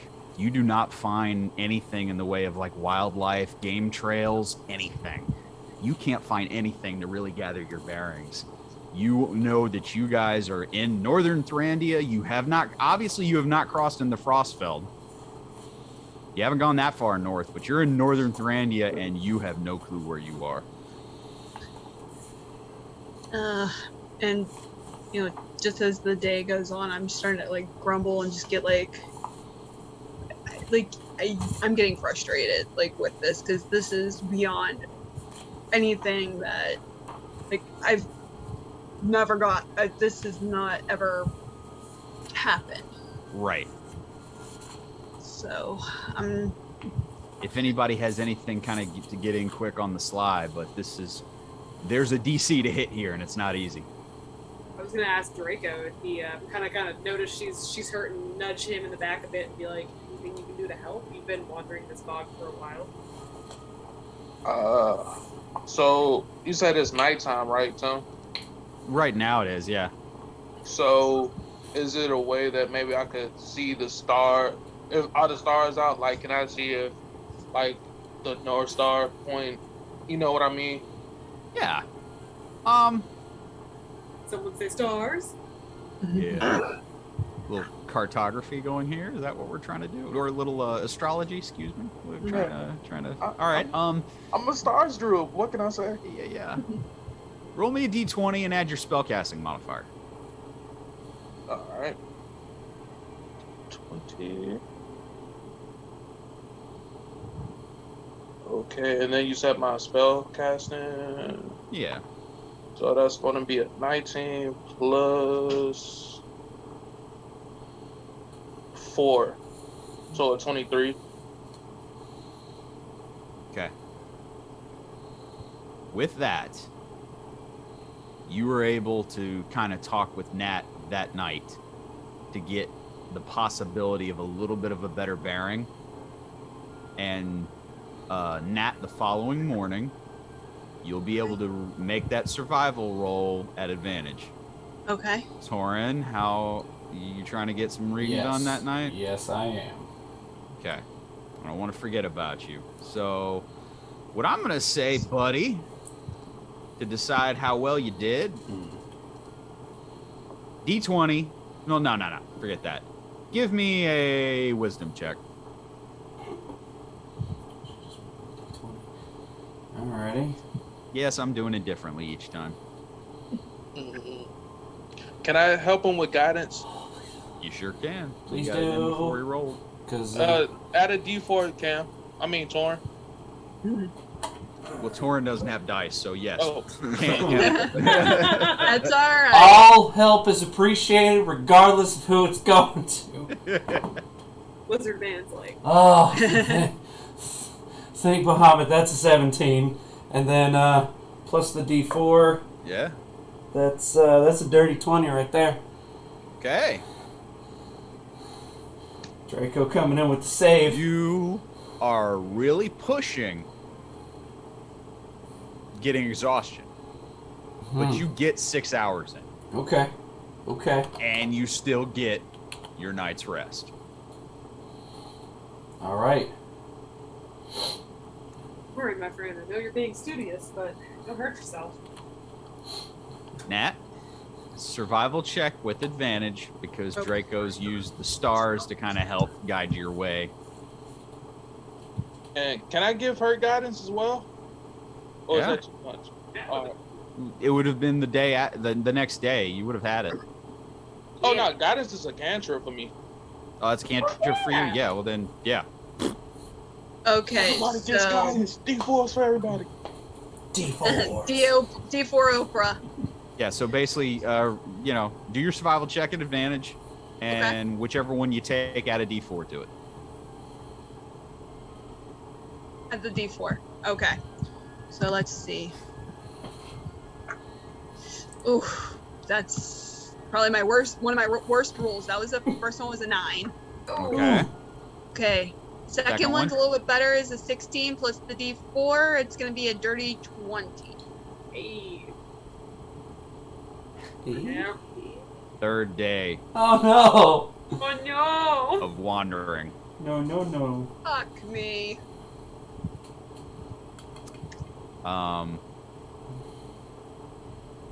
Torin, Yes. go ahead. You have 6 hours left, 6 as I hours left. recall. Go ahead, Draco, if you're going to do the same thing, because it's a cantrip. Go ahead and make your wisdom roll and add a D4. Yep, you just see me smack Torn on the back. Pop! Yeah. Basically, as you're going on your way to Nat to go talk to her, you pop him real quick and go to Nat. So, It's almost that's like sorry, math bad. That's 10. you got 3 hours of studying. And I think you're on your last day. I am on my last day. Okay. So I have 3 hours left. I'm going to go ahead for speed's sake, rinse and repeat. Nat, you've got advantage. Add a D4 to your high roll. Okay. You've been wandering in Black Bog Swamp now for 3 days. Since leaving the company of the huntresses. Can I'm just about to stop just dead, look around and be like, I give up. This this old hag doesn't want to be found. Hey. No, don't. If I haven't given up yet, It's been how many days? No, but if we keep wandering around this, It's all right, if Nat. you- You've got this. hey, if we keep wandering here, we're going to all turn into wandering skeletons. No offense, Metagast. He just kind of shrugs. I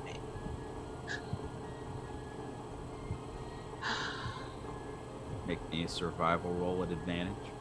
Add a D4 to your highest number. okay. Mathilde, no self-respecting huntress can give up, or the city-dwelling courtesan gives up. 26. 26 for the first one, 12 for the second. So You'll take the 26. yeah, I'm gonna take the 26, add the D4, and that's gonna be a 30. Wait, what? Yeah. on, That does it. How did that happen? She's probably got proficiency. Sure. I rolled- That's amazing. So Yeah. Let's see, hold on. You got I have a very high proficiency? proficiency. Woo! My Yeah. survival is 7. 7 plus. Oh. Yeah. well, Yeah. well done, love. 19. Well done Yeah, indeed. So guess what? 30 hits the DC.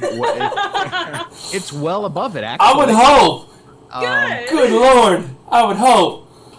Day 4, Nat, and you are cursing under your breath. Just like, this is the most... this woman's probably not even worth it. You know, like, you are done. I'm pissed. Like, just And call this in bitch. your line of sight, you see nearly 7-8 foot tall grove of mushrooms. I would just cross my arms and look at Nat. You were saying?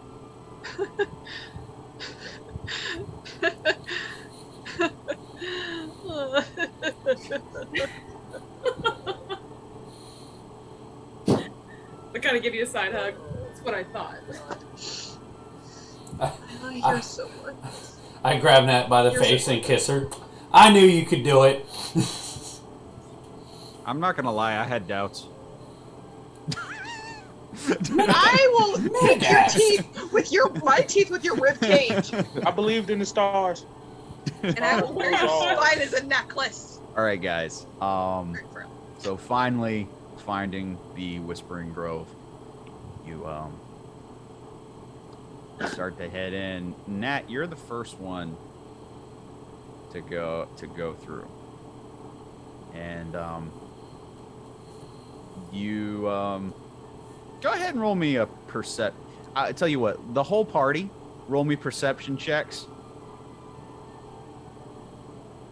Does anybody need guidance? I got magic hands. I think I'm doing alright. Yeah. I'm okay. I got a 12. 18. 11. Hang on to 19. your numbers. Hang on to your numbers because I'm going to be going to each of you one at a time. Okay. So, Nat, give me your perception check, please. Oh, 17. 17. Gotcha. You don't see too much as you head into the grove. These huge mushrooms, kind of reddish brownish on the top of the toadstools, but thick, almost thick as trees. Some of them thicker than trees you've seen. You hear whispering as you start to walk through. It's a high-pitched tone to the voices that are it's almost like of its own frequency. You want to say that? It's very high-pitched. And what you make out is, she'll die before you get to it. And then you hear, like, laughing.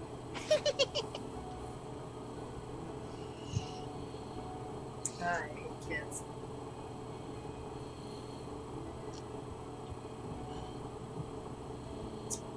Do you want to know the funny part?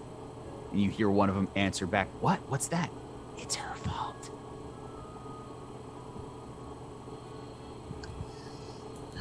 Big talk from a fungus. You just hear, like, smattering of laughter around you.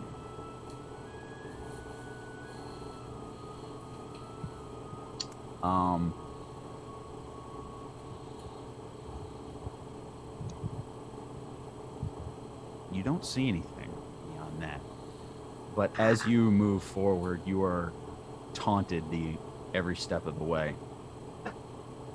And very similar phrases being thrown back and forth. What I need you to do...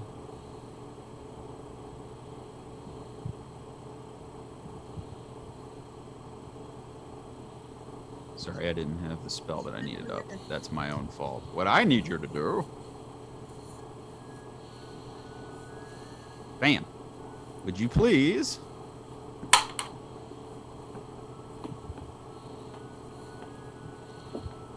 make me a wisdom saving throw. Okay.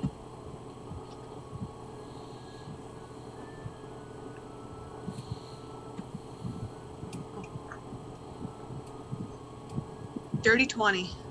Ooh. You feel as if something tried to invade your thoughts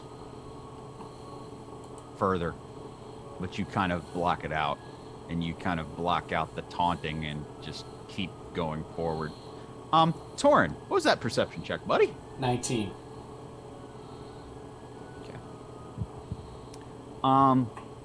As you follow Nat through, this is what you hear.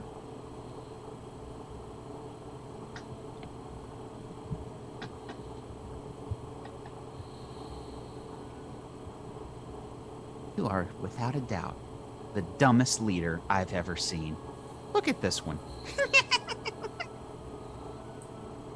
I swear. Doesn't even know what he's going after. He seeks revenge and he doesn't even know on who. Don't get angry, Torin. Don't get angry.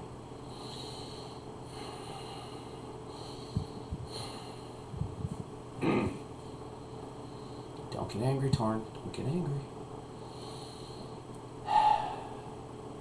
Alice in Wonderland shit. If you would, give me a wisdom saving throw. Wonderful. This is gonna be terrible.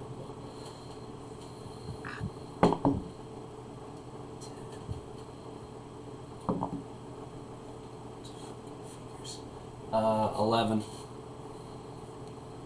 Well, as the spell kind of sets in a little deeper,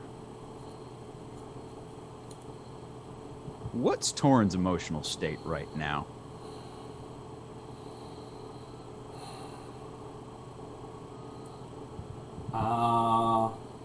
Angry. He's had a rough few days. And deeper, why is he angry? Because it seems like everywhere he turns, he keeps just getting kicked while he's down, and it just seems like everything keeps getting more and more on top of him. Okay. The Hell of a voices, string of bad luck. Yeah, I got you. The voices continue, this time cutting a little deeper, pretty much saying that you're the sorriest excuse of a hero they've ever seen. And just more chattering and laughter.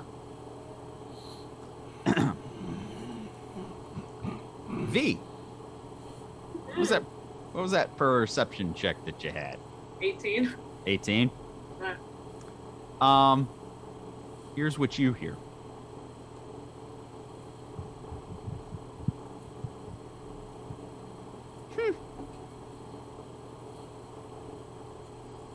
He never even thanked you for saving his life, did he?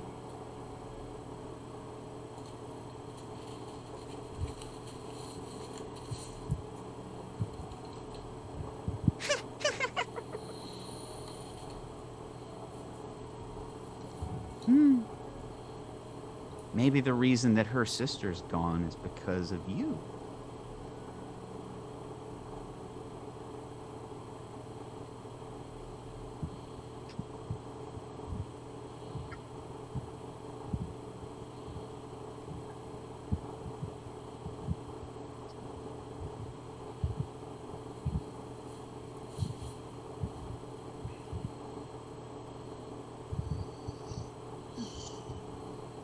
Maybe you'll lead them all to their deaths before the end.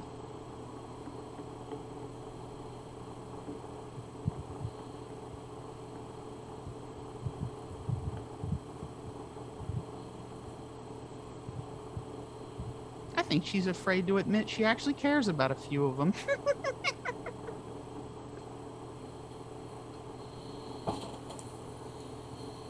Go ahead and make me a wisdom save.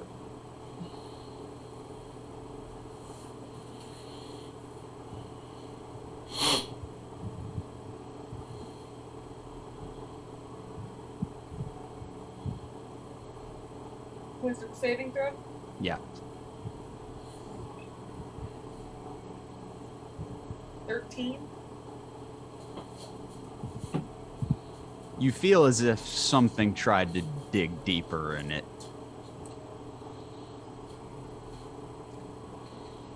You kind of fight through it.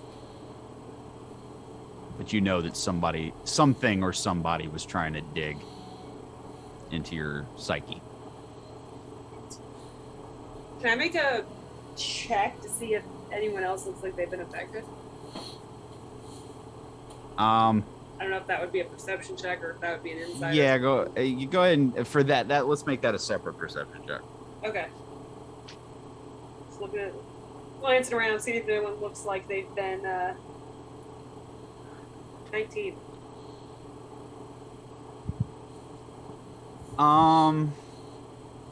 Looking at, I mean, you're seeing them from the back too, but looking at Nat and Torrin, you see that, a couple glances to the side. Torrin said something under his breath, but other than that, you didn't really.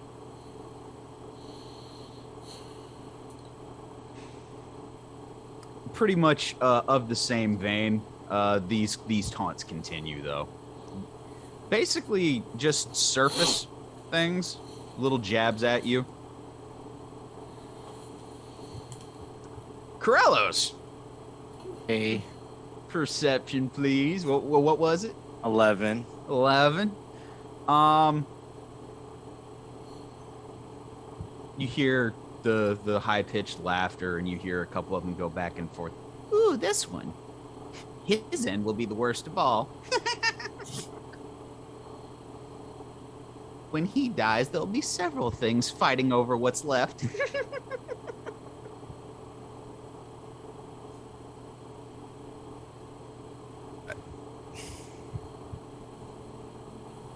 Do I know if this is a spell or something?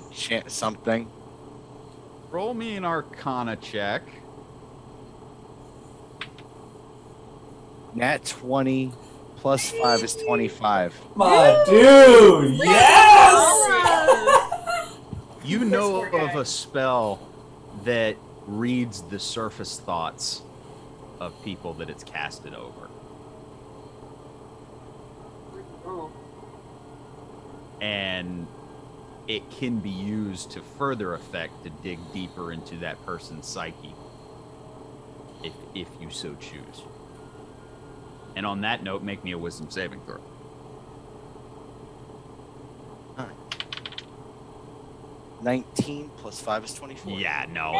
Matter of fact, it's almost as if you're like, I know exactly what something's trying to do. No, and you kind of block your mind off.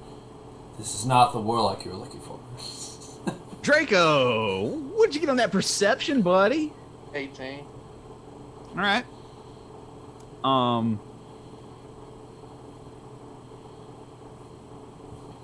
This is what you hear. His kind's nothing more than animals. They deserve to be put down.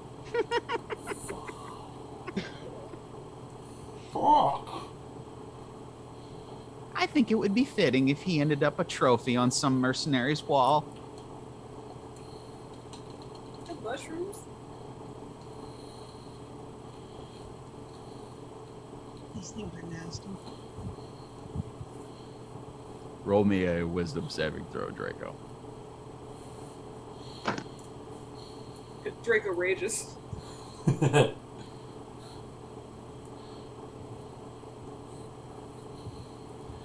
That is going to be 10. What is Draco's mindset right about now?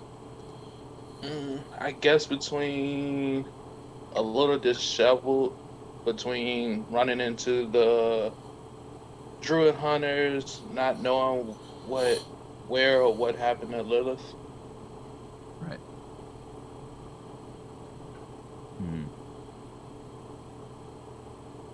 Okay.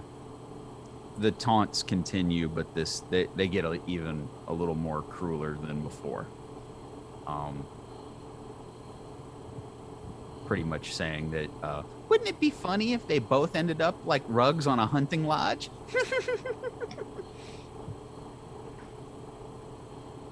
I'm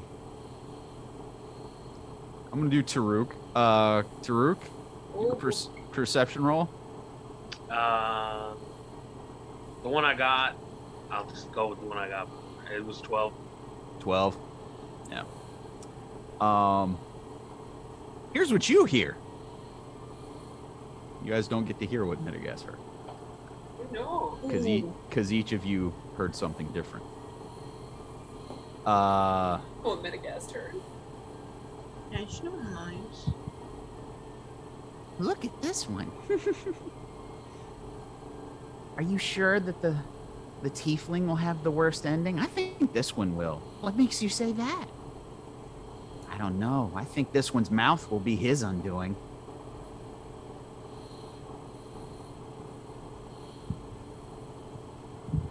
Or maybe... No, there's something more about this one. Make me a wisdom save.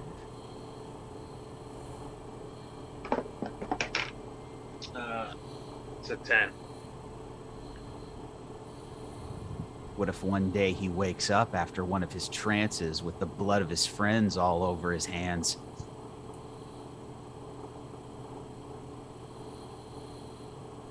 He's nothing more than an animal. Rage consumes him. I'll show you, damn animal. Takes you guys maybe about a half hour, and you find a break in the grove of mushrooms. Voices slowly trail off. And you come to an open clearing. Very odd, if you would call it an oasis, standing smack dab in the middle of Black Bog Swamp of a humble-looking cottage in a tree. Well, friends. White painted. Beautiful ashwood panels on it. Looks very well kept for being smack dab in the middle of a bog with nothing around it for miles. Nat, go ahead and give me a perception check real quick Okay. as you're in the front of the line. Got it. Corrales, what's the odds that this tree talks too? At this point, probably 18. 18. Assume everything talks. That's fair. Nat, what you first notice is you see movement around this cottage, and what you see are little black kittens. Oh my goodness. Kind of, one you see kind of playing with like a doll. Kind of has this in its mouth. A couple of them are kind of lounging, kind of stretching. On one sitting on laying down on the roof, kind of stretching, and you see a couple of them that are kind of ripping at something, and you can't quite see what it is. It looks like some type of fabric, and they're playing a little tug of war between the two of them. little kittens. These are strangely adorable. Not what I would expect to be seeing in a swamp, but wait a minute. Legs do they have? What was that? How many legs do they have? 4-legged kittens. No tentacles? Nope. Nope. How far away are they? Just They're in, like, the 4-legged yard? kittens, all of them black. I'll say you're about 60 feet from the cottage. Like I said, the cottage itself is up in a tree, and there is a stepway leading up to it. And the kittens are on the ground. Some are. There are. Let me roll for it.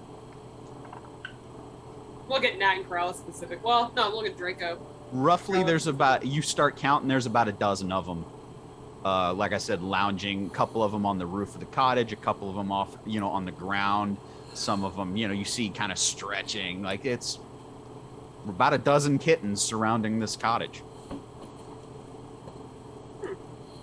Babies? Hi. Hi, kitties. Oh, you're so cute. Cute kitties. You approach one? I do. I kind of just slowly take my hand and I just let it just sit out for a moment. If I go with Nat, can I ready an action to pull her back if anything happens?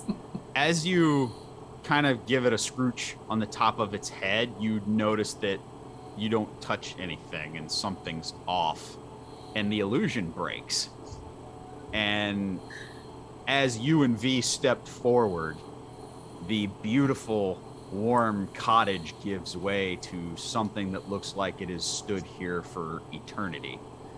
There are grotesque eyeballs hung in the tree, and as you take your hand to scrooch the cat, the little kitten gives way, and you are 2 inches away from touching a displacer beast, full grown. We're pulling that back by the waist. And you just see the cat was just kind of like leaning towards you, and then when you pull back, it pulls back. Okay. And as you look now, the 12 kittens are in fact 12 displacer beasts that are all lounging around. Are they all kittens? Like Displacer Beast kittens? Oh no, they're full size. It was an illusion. And you're now taking a look at this kind of run down looking cottage in a tree, and everybody but V, you're seeing the very grotesque looking wind chime deals, and you see as it looks like thousands of eyes are all looking at you guys. Wait, everybody but me sees that? No, they've seen it before. You've never seen it. Okay. Sorry, I got confused for a second. Yeah. I might have explained that weird. Yeah. I get it now. Okay, this looks very, very familiar. Eyeball wind chimes? No, that doesn't ring a bell at all. Yeah, You see. They're just so common. Sorry. You see as the door to the cottage opens on its own.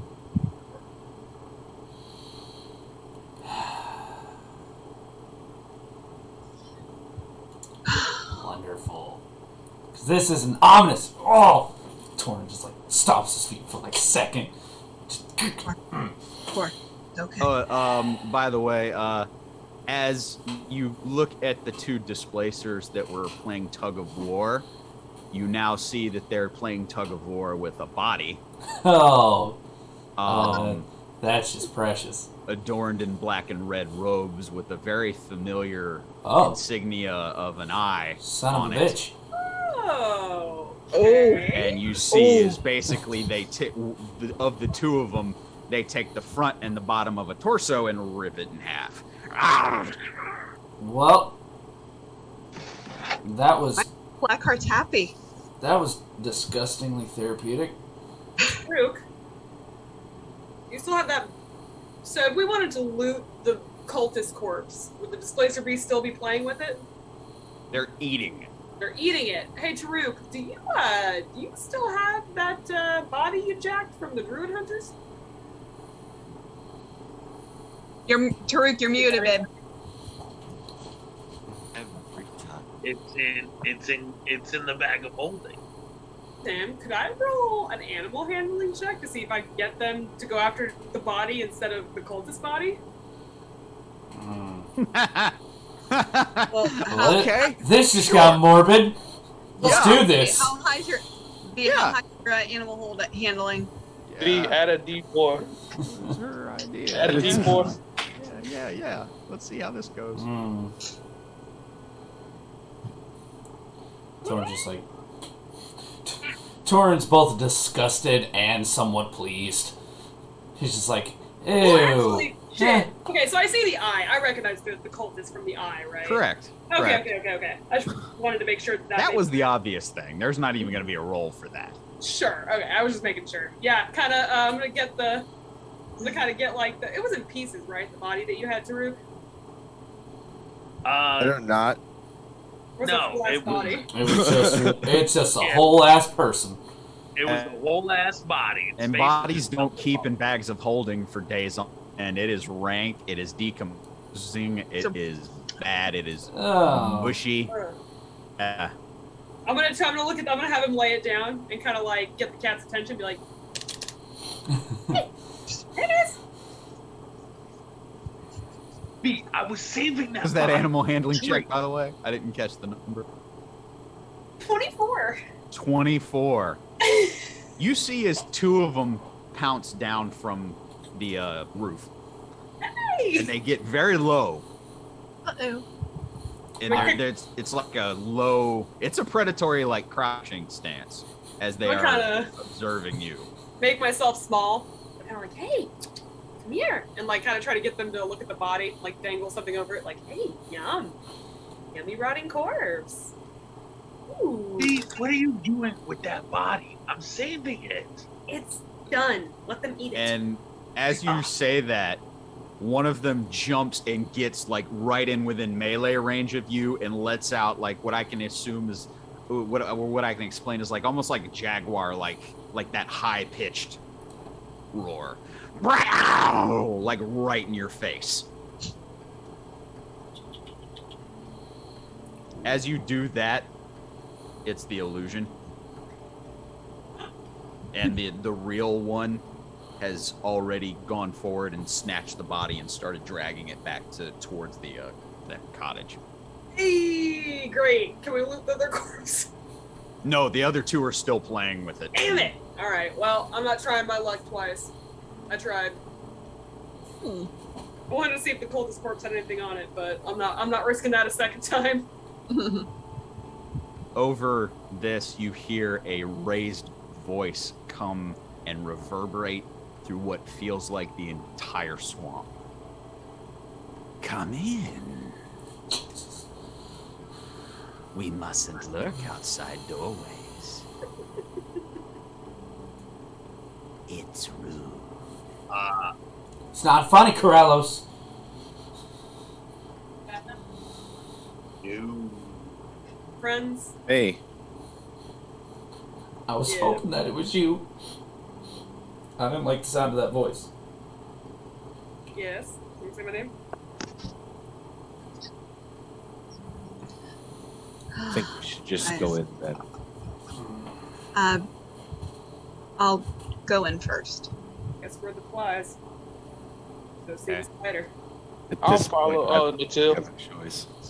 I'm All right, as you guys, definitely not letting her going by herself. And we'll fall in. as all you guys walk in, this is what you see. You see an older woman, peppered gray hair, certain facial features are a little elongated, very long nose that comes down, very, very long. She appears to be humanoid, but the very angular and long facial features with the ears, nose, you see is two golden eyes peer out from this just mat of gray hair. And this very tall, and this, whoever this is, she's sitting down and is about Torrent's height. Lord, that's tall. But you see as more as you kind of file in, and whoever's the last in, who's last in? Taruk, the door shuts by itself behind you. Great. And it locks. Of course it does. I knew it. I knew it. Okay, guys. The entity sitting before you goes, "You shouldn't have given them that.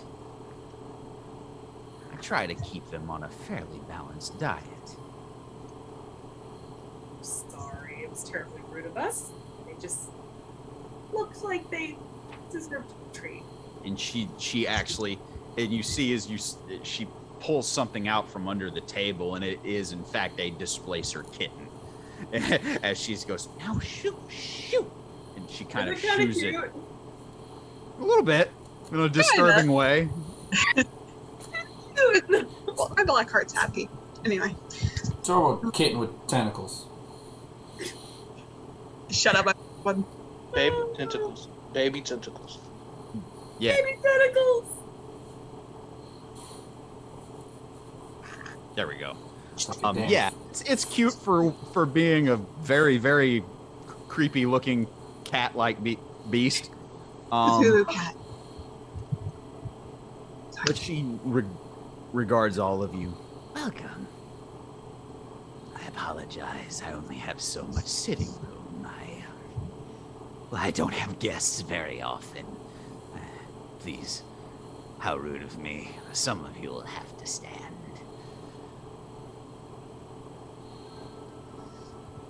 No trouble.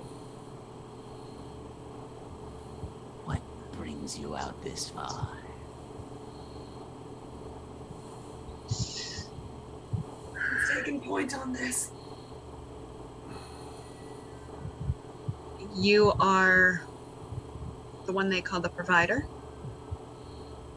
That's one of my names, yes. It will suffice. If you don't want to be so formal, you may call me Maddie. Maddie? Maddie. Maddie. Lovely to make your acquaintance. You seem somewhat familiar. Have we met before?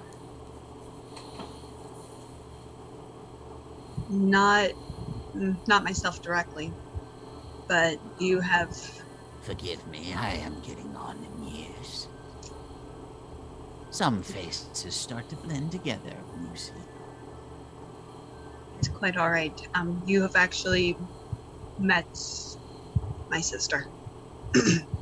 Have I? Yes. Did everything go well? Please forgive me, my memory is not quite what it used to be.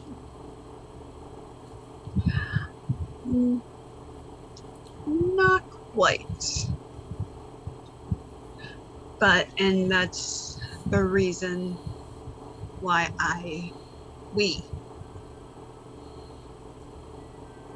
You see as you're talking. We sought to find it. Okay. Just as you're talking, you see she's fidgeting with a deck of cards in her hand. Just.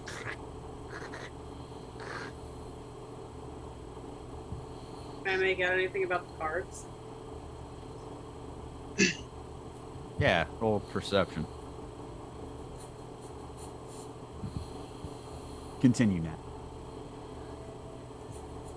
We have traveled a very long way. And I am under the belief that you can help. I try, dear. It's difficult. People always want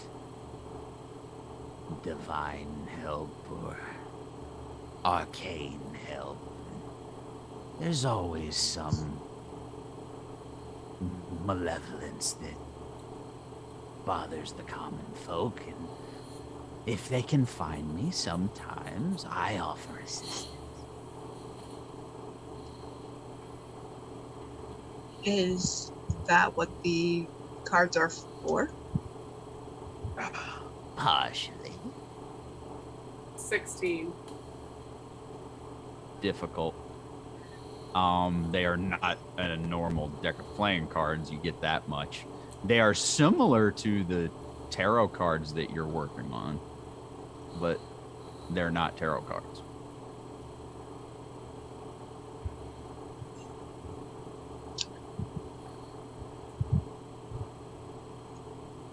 Well, Maddie, correct? Yeah, for M-A-D-D-Y, that way to pronounce okay. it. Maddie. Perfect. Got it. Thanks. Yeah.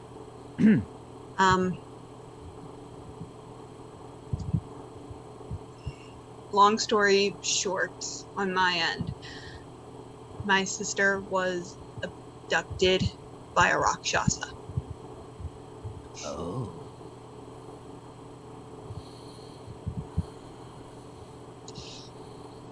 And I am seeking to find her in this Rakshasa. Oh, sister.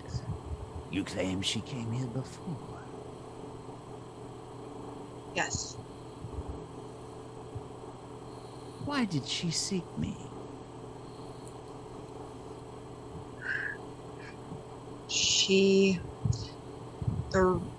reason she told me was she wanted to be a better hunter than I was. You see at that, her eyes open disturbingly wide as she instantly recalls, oh, yes, she wanted to be a better hunter than her sister. And she kind of looks at you when she says that. Yes, I remember. Yes, I pulled a card for her. She kind of shuffles the cards. She kind of throws a couple of them out, and she flips one immediately, and there's flames on this card. Yes. She wanted to be a great huntress. I gave her what she needed.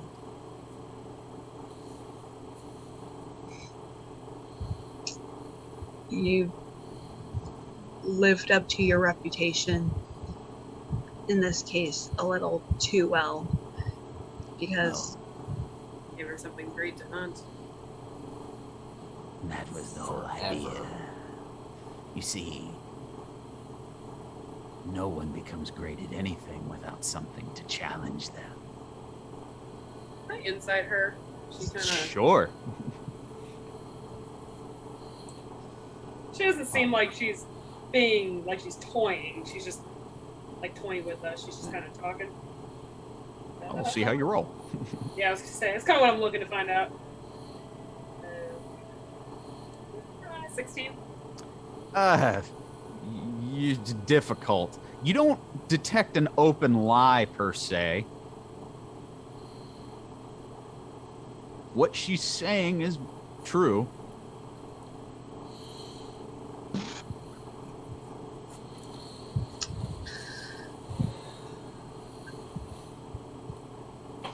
I wish to find her in this Rakshasa.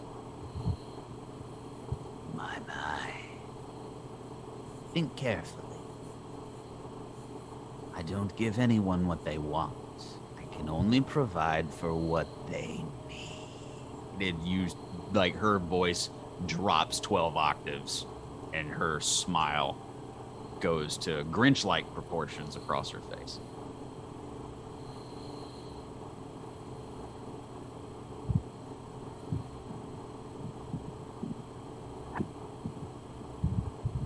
Which do you want to find, your sister or this Rakshasa?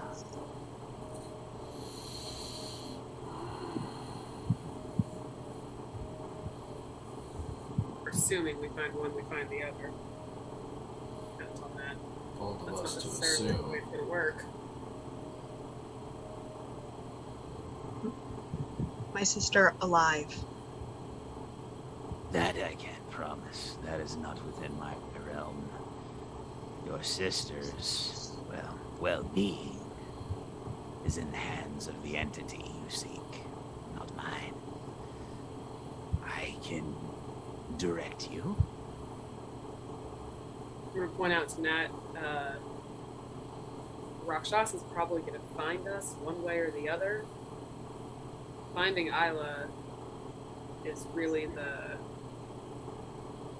contingent factor here. I don't think finding the Rakshasas, he's gonna find us eventually. Finding her, That's that's the important me. part. At least when if it's a choice between the Rakshasa or Isla, Rakshasa's not finding him isn't really a problem. It's Finding fine. her is, yeah. And that's what I want more than anything, because she's my sister. This is my fault. I have to get her back. It's all of her fault, Nat. It's not just your fault.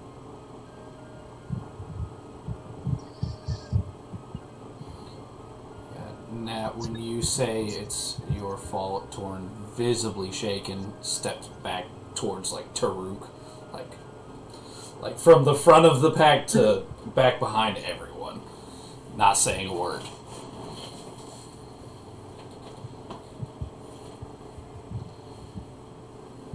Maddie, please provide me what you can to find my sister. Of course.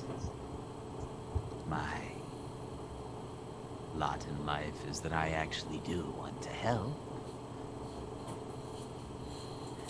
What you need to know about a Rakshasa is, well, like my babies. And she goes and pets one that you didn't even notice was a full-grown displacer beast that was just at her heel on the floor, and she kind of scrunches it, and you just hear it loudly purr,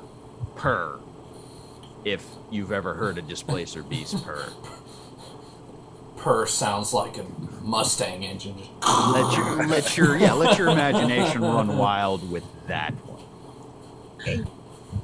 Rakshasas are the house cats of the Nine Hells. They don't live on a specific one. They roam and make homes where they wish. You know the name of the Rakshasa you seek? That would help.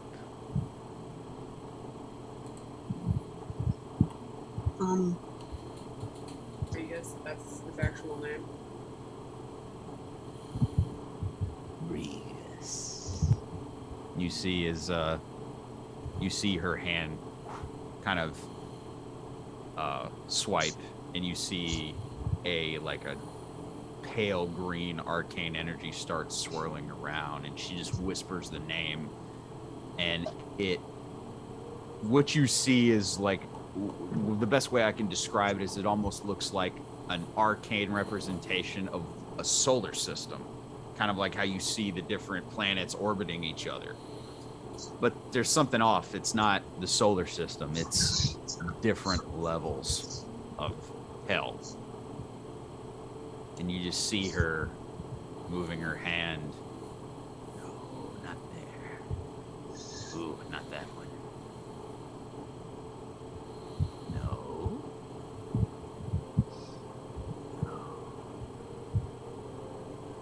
Through the blood rift, yes. And you just, there's several moments, and you see that she's just staring off as this, like I said, this arcane representation of the Nine Hells is before you. She plows her hand inside the illusion and pricks what looks like a thread.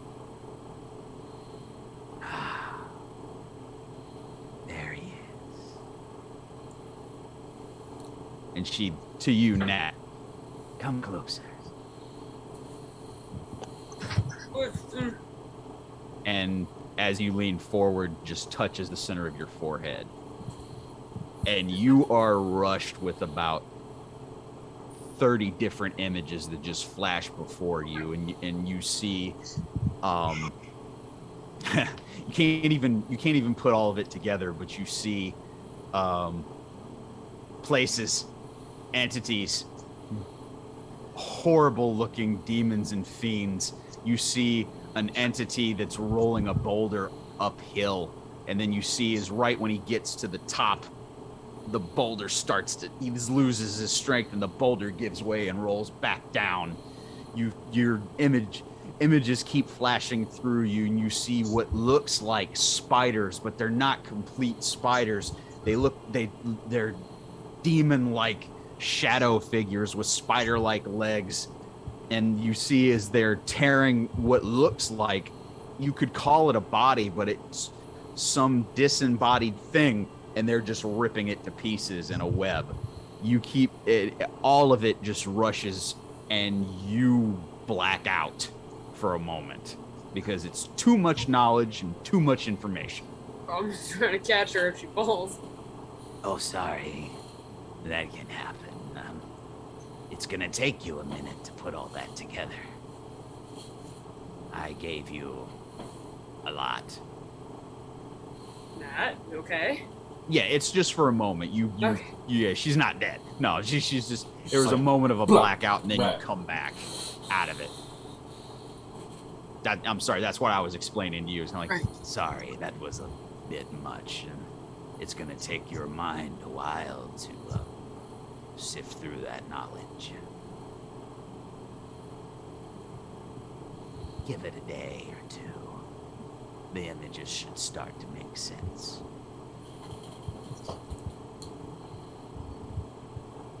I bow forward.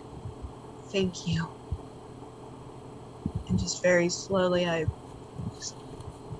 step to the side. Understand. And she now, as if conjuring it from midair, makes a balance appear on the table. And she takes a single grain of rice and drops it on the balance. You see as it lowers just a tad.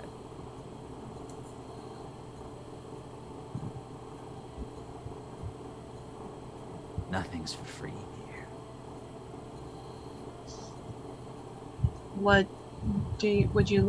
What do you want in return? It's already given. I would not take anything per se. Like every deal, there's always a catch. Say. This Regus knows you're looking for him now. You see, when peering on entities such as that, it's difficult to mask your presence. I would say, find your sister as soon as possible. You're on a timetable now.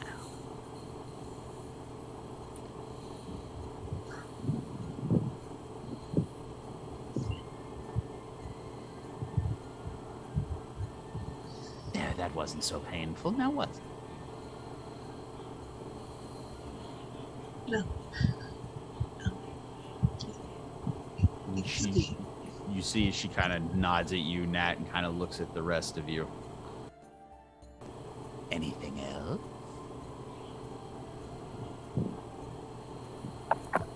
I guess I step forward.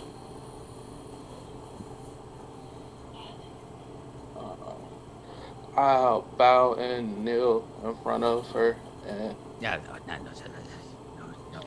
No need. Please stand. okay, so the Lord Keeper of my clan advised me to seek you out. I'm looking for a missing person. Her name is Lilith. She's been missing for a month now. We've tried to look and we've come up with nothing. Everybody here's looking for someone?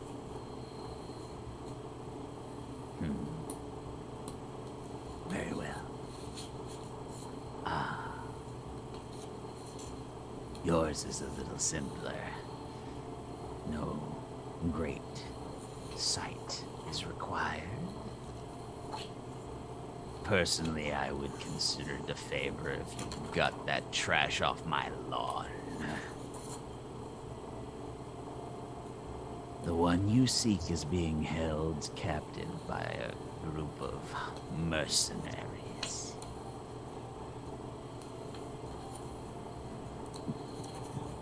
It's strange. They usually take your kind and kill them for the money.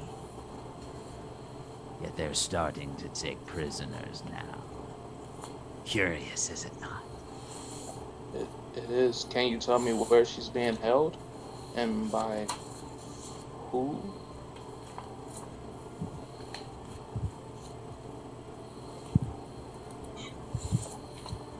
You seek the human known as Myron.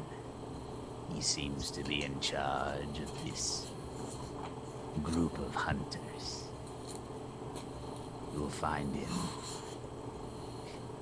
You see as she kind of looks off into space for a minute. Less than a day to the east. They've been hunting your kind, killing most, but now taking a few. Makes you wonder, doesn't it? No payment will be required for this knowledge. Just get them out of my swamp. That can be arranged. With pleasure. It already has been. Are we talking about the same Myron, the dwarf leader, that we just killed 4 days ago? Is that the name I gave you? Yes. You sure? Well, I was under the impression she meant there was. She more. did say human, and we just... We killed a dwarf, so maybe. Yeah, you killed a We dwarf. Did I vicious. name him Myron? Yeah, Myron. I'm the Myron. note taker, people. Well, it's different than my notes. Wonderful. His Is name this was the different in pepperhead? my notes. Is this the pepper-haired human? Yeah, no, this was a human. All right, so his name's gonna get changed because apparently I messed that up. It's now Darren. Very well. Because I'm an amazing DM. Darren, Yes, you Darren are. also with a Y. They were brothers. Uh-huh. No, honestly, yeah, I'm looking at my notes were different. I must have said the wrong thing. That's great. But no, Darren will be the human leader of the Druid Hunters. And she said that you can find him less than a day to the east.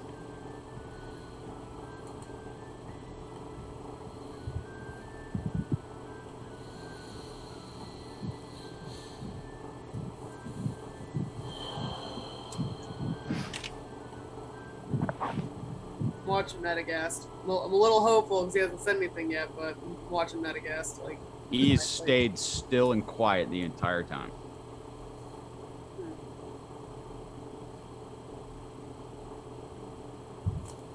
You see as the provider is still eyes darting between those of you who haven't spoken.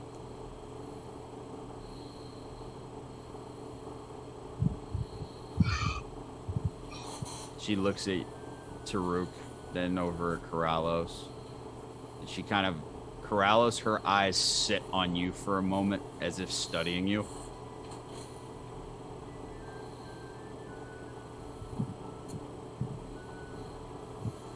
Doesn't say anything.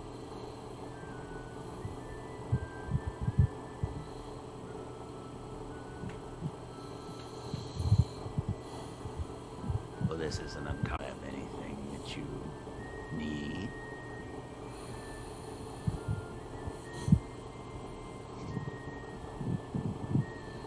he's very good.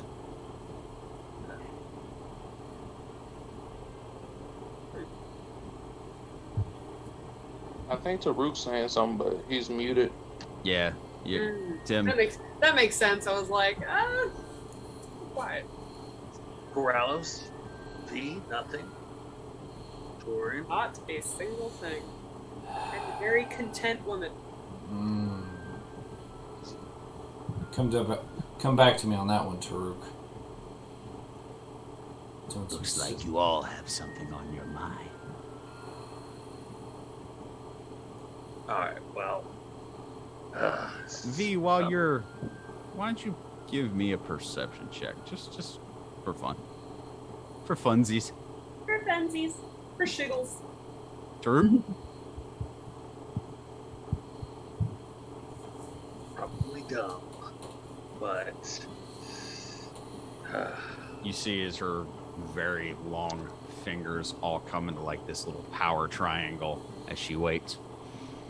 15. Perception. Nope. my friend over here. I point to Metagas and I just like kind of grab him. Pull him forward. You see he drags on the floor. He is not going with you yet. And he's kind of like, Yeah. Come here. and there's a visible Anyway, my friend right here, Metagas, His name is Medicus.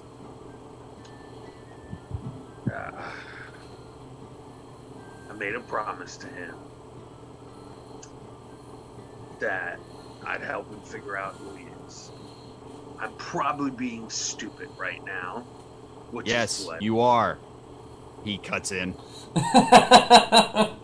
Shut up. Taruk, there's a time to pay back certain promises and a time to honor certain wishes.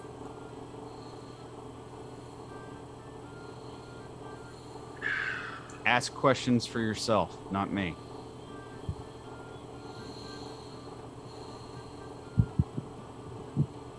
Right. Right. Yeah. Well, I've got nothing then. She kind of looks at you.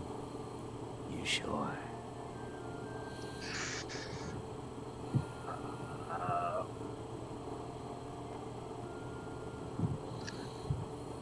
Yeah. I think for once, I'm good.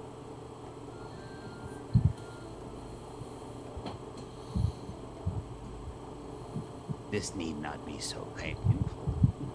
You know I can do many things. You see as not even touching them, the cards start shuffling themselves. And the flame card goes missing into the deck. And then they all start face down. All hit the table in front of her. Can I pull a card? You do? Yeah, can I? Yeah. Yeah, buddy. Okay. Take 2 steps back. Pull one too, Tim. Both of you pull a card. Yeah, I'll pull the card. Okay. Taruk and Draco, roll me a d20, both of you. Just a d20. Got a 14. 17. Woo-hoo. Okay. All right. Draco got a 14, right? Yeah. I'm a chicken again. For over a chicken. Could be a fun date. So you're a chicken. Sweats internally. You see as you pull the card and you look at it, and she cannot see what's on it, but tells you the image on the card. She says,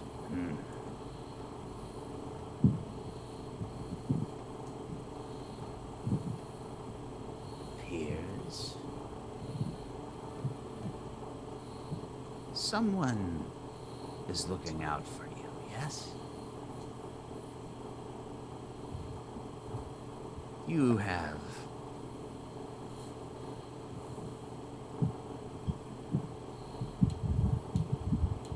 divine touch to you.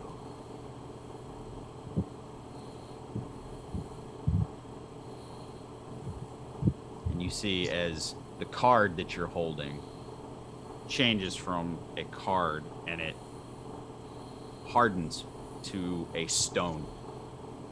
So the card is still facing you, but it's now made of stone. She says, If you want the answers that you need, seek the ruins. What ruins?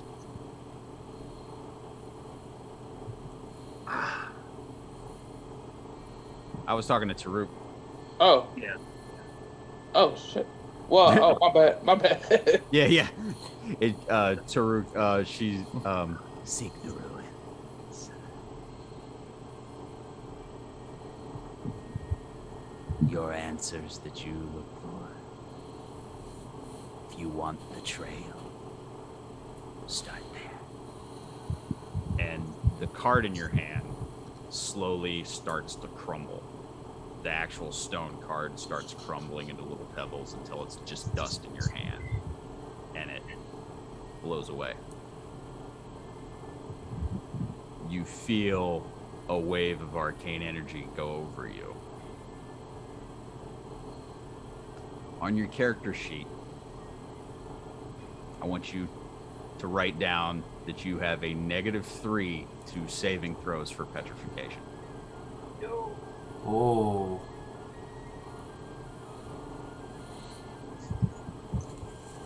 Oh man. Draco.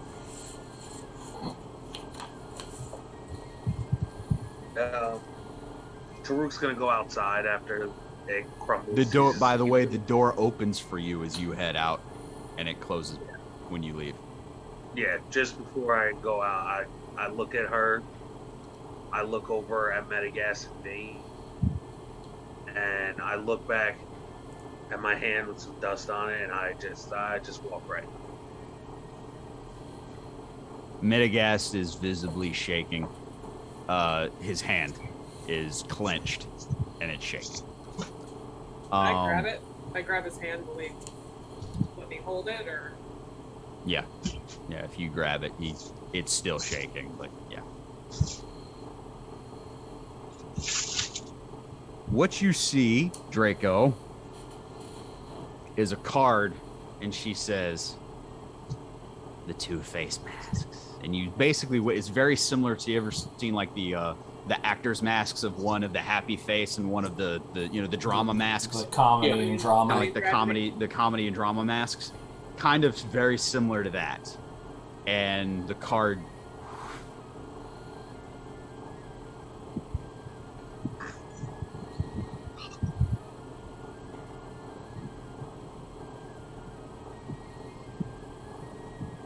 and you see as the scale on the table moves in a direction, one of the sides lowers. She kind of looks at you and says, Looks like the stars have realigned a little bit.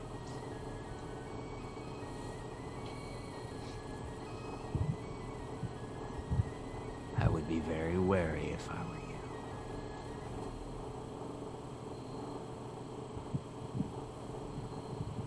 You've just gained new friends, and she kind of looks around at the party. and new enemies.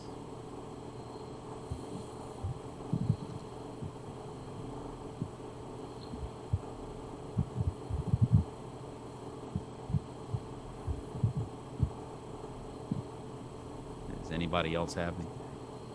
I'm gonna walk out with Taruk. Okay, Draco leaves. The door opens in front of you as you walk out and closes, which leaves Torin, V, Nat, and Corrales and Metagast. Kind of just here watching over them type of a thing. Like I'm just kind of running point, not really willing to leave them alone in here. Corrales? Can I take a card? You do. And as you take the card, you hear Shroud in the back of your head.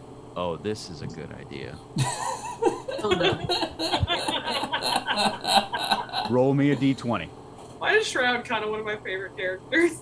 He's awesome. The inanimate talking cloak. That I don't know exists. Yep. Nope. 18. Oh, you better pray.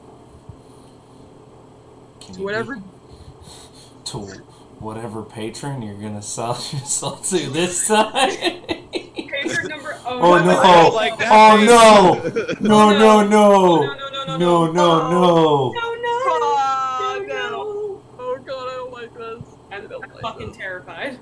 I think I must pee. Corrales. You're The fine. card is of a crumbling, like, fortress, castle. And she just looks at you with a very pitying look on her face and says, Sometimes our decisions lead to nothing but ruin. and the card disappears along with all of your clothes, possessions, gold. Oh, for. Your weapons, your gold, everything that you're wearing disappears. Just Corrales or all of us? Corrales. Just Corrales. Wait, everything I had on me? Yep. Everything you had on you just disappeared. Dude! So he's Including Shroud. Right. Oh. Feels like someone just died. Sort of. Uh. Oh no, shit in the bag of holding. No. Is the bag still there? Okay, that's the next question. Oh shit! Oh yeah. They had everything on. Everything. Hold on. Corrales had I wrote everything this. hard. All the It possessions. really does boil down to whether or not. Well, I mean, Possessions, gold, personal property. that's There's a technically naked our TV. personal property, so. There's a naked tiefling and I'm outside. Awesome. Yep. I mean, I will say, if it's just. I'm sorry, Corrales' guys. I'm personal putting that property, under possessions. Nah, you're good, Well, Tim. Listen, nah, That sucks. you're fine. That's The bag of holding is gone. Y'all are some broke motherfuckers. Yes, we are. The bag of holding is gone along with everything, including Shroud. Oh no. Oh fuck. No. Wow. I just take my cloak off and I hand it to Corrales. You're gonna need that. Thanks, Nat. Yeah, no problem. The entity sitting in front of you regards you with very pitying eyes.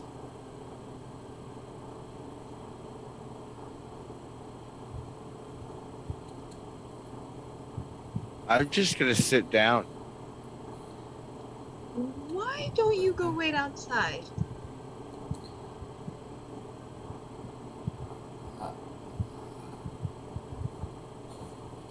Yeah, I guess I'll go outside.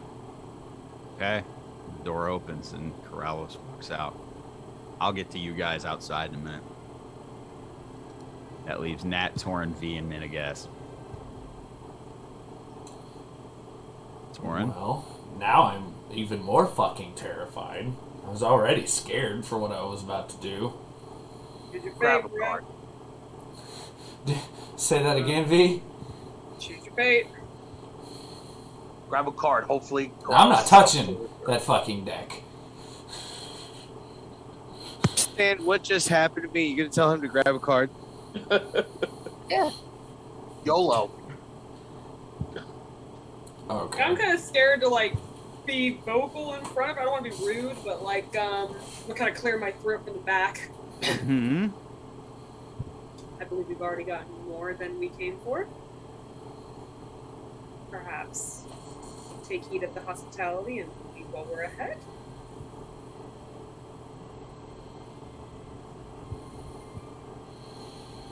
I think that's a really good idea, V. Minagast's hand is still shaking. I mean, unless you gentlemen, I say, looking at That's when Torin drops Clawbasher on the table. Metagast and Torin, have anything you would Buddy. like? I have a question to ask. And ask. A very long time ago, someone very important to me gave me that morning star. Since that day, that person has been, for lack of a better term, cursed. Turned to stone before my very eyes. I want to know how to get him back.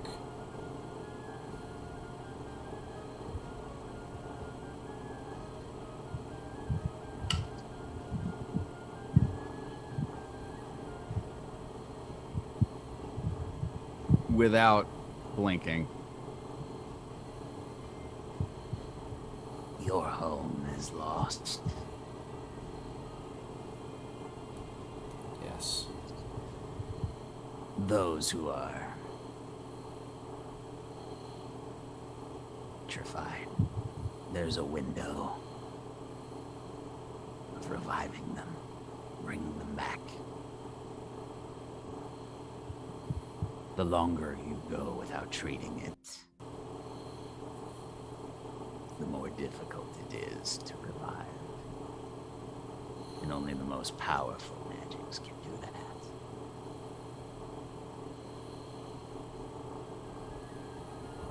I can't help you reclaim your home.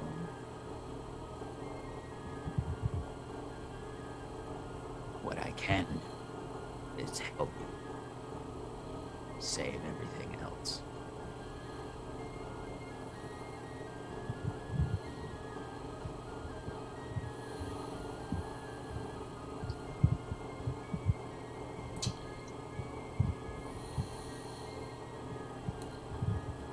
What do you mean by that?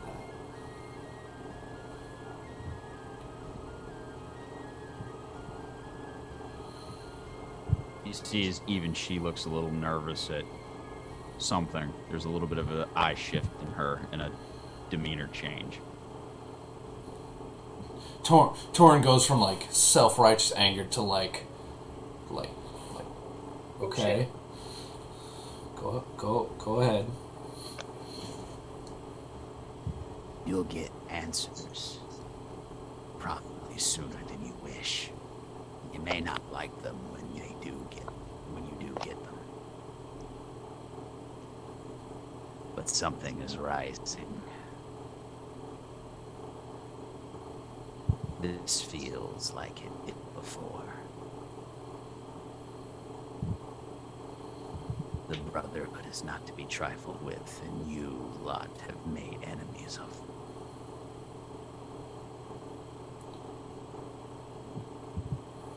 This is known to more than just me.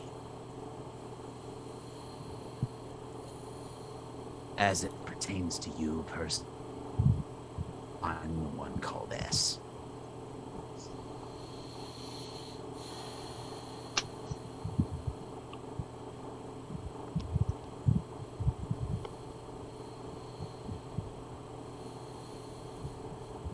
I fear that you have limited time on more than just your sister. And she kind of nods at Nat. I'm not on your side.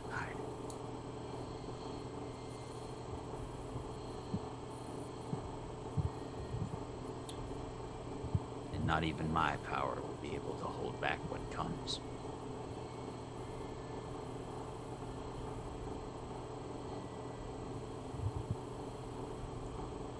You feel as like the candlelight in the hut kind of flickers for a minute. And for the first time in your entire visit, you see genuine fear on this entity's face.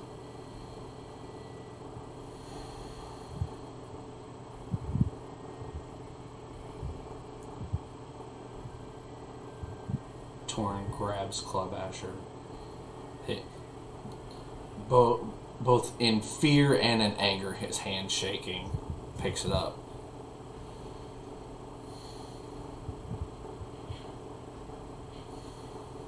They started this, and I'm gonna fucking finish it.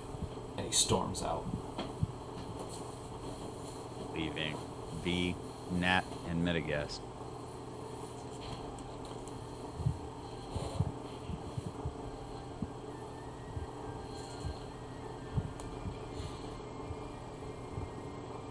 Metagast gently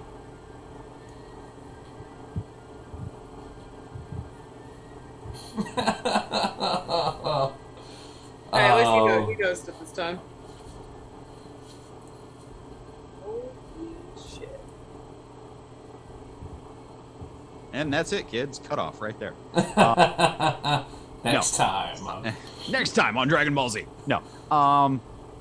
Metagast gently kind of nods at you and takes one step towards the desk.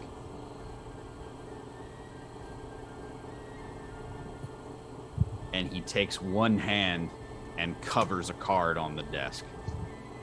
Yeah, if he kind of like she thinks to stop him, and then just kind of.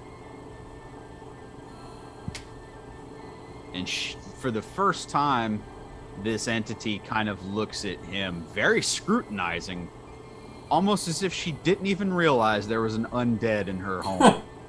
I mean, she's got God baby bless me. laser beasts laying around. And she just peers closer at him and just...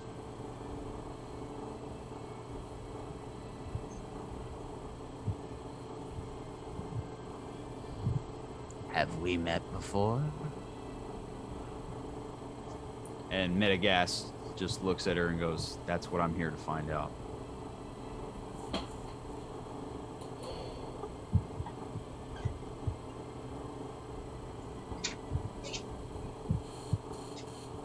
Can you tell me who I am?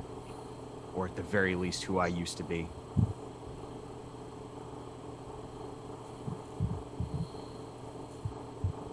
You see as her hand flicks up, very similar to how she did for Nat, but instead of seeing the 9 hells and like an arcane hologram, it's basically what you see is a time turner.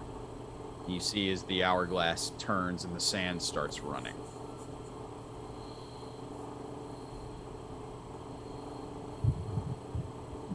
And she just never breaks eye contact with Metagast.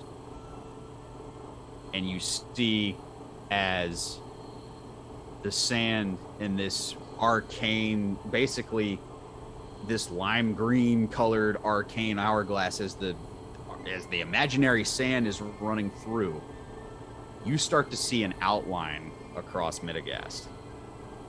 And the chainmailed skeleton that you see is almost like he's being traced. Almost like if you connect the dots of a constellation. And you see as the head is being drawn, you see pointed ears. And you see the face starting to... And you see the arms. And what you see, like I said, is almost like a connect the dots version of what Metagast once looked like. Best that you can tell, it's a half-elf.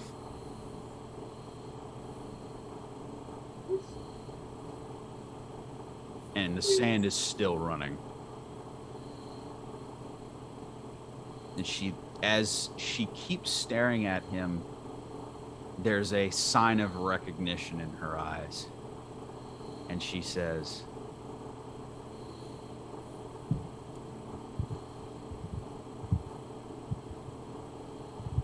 "My prince?" Oh, Jesus. And that's where we're going to cut off. Motherfucker! Okay. Well, that happened. Getting late, guys. All right. Let me pull this together and try to do this Last outro. thing just happened. Nani the fuck? Okay. Wow. Okay. Ladies and gentlemen, thank you so much for joining Dice Hard with a Vengeance.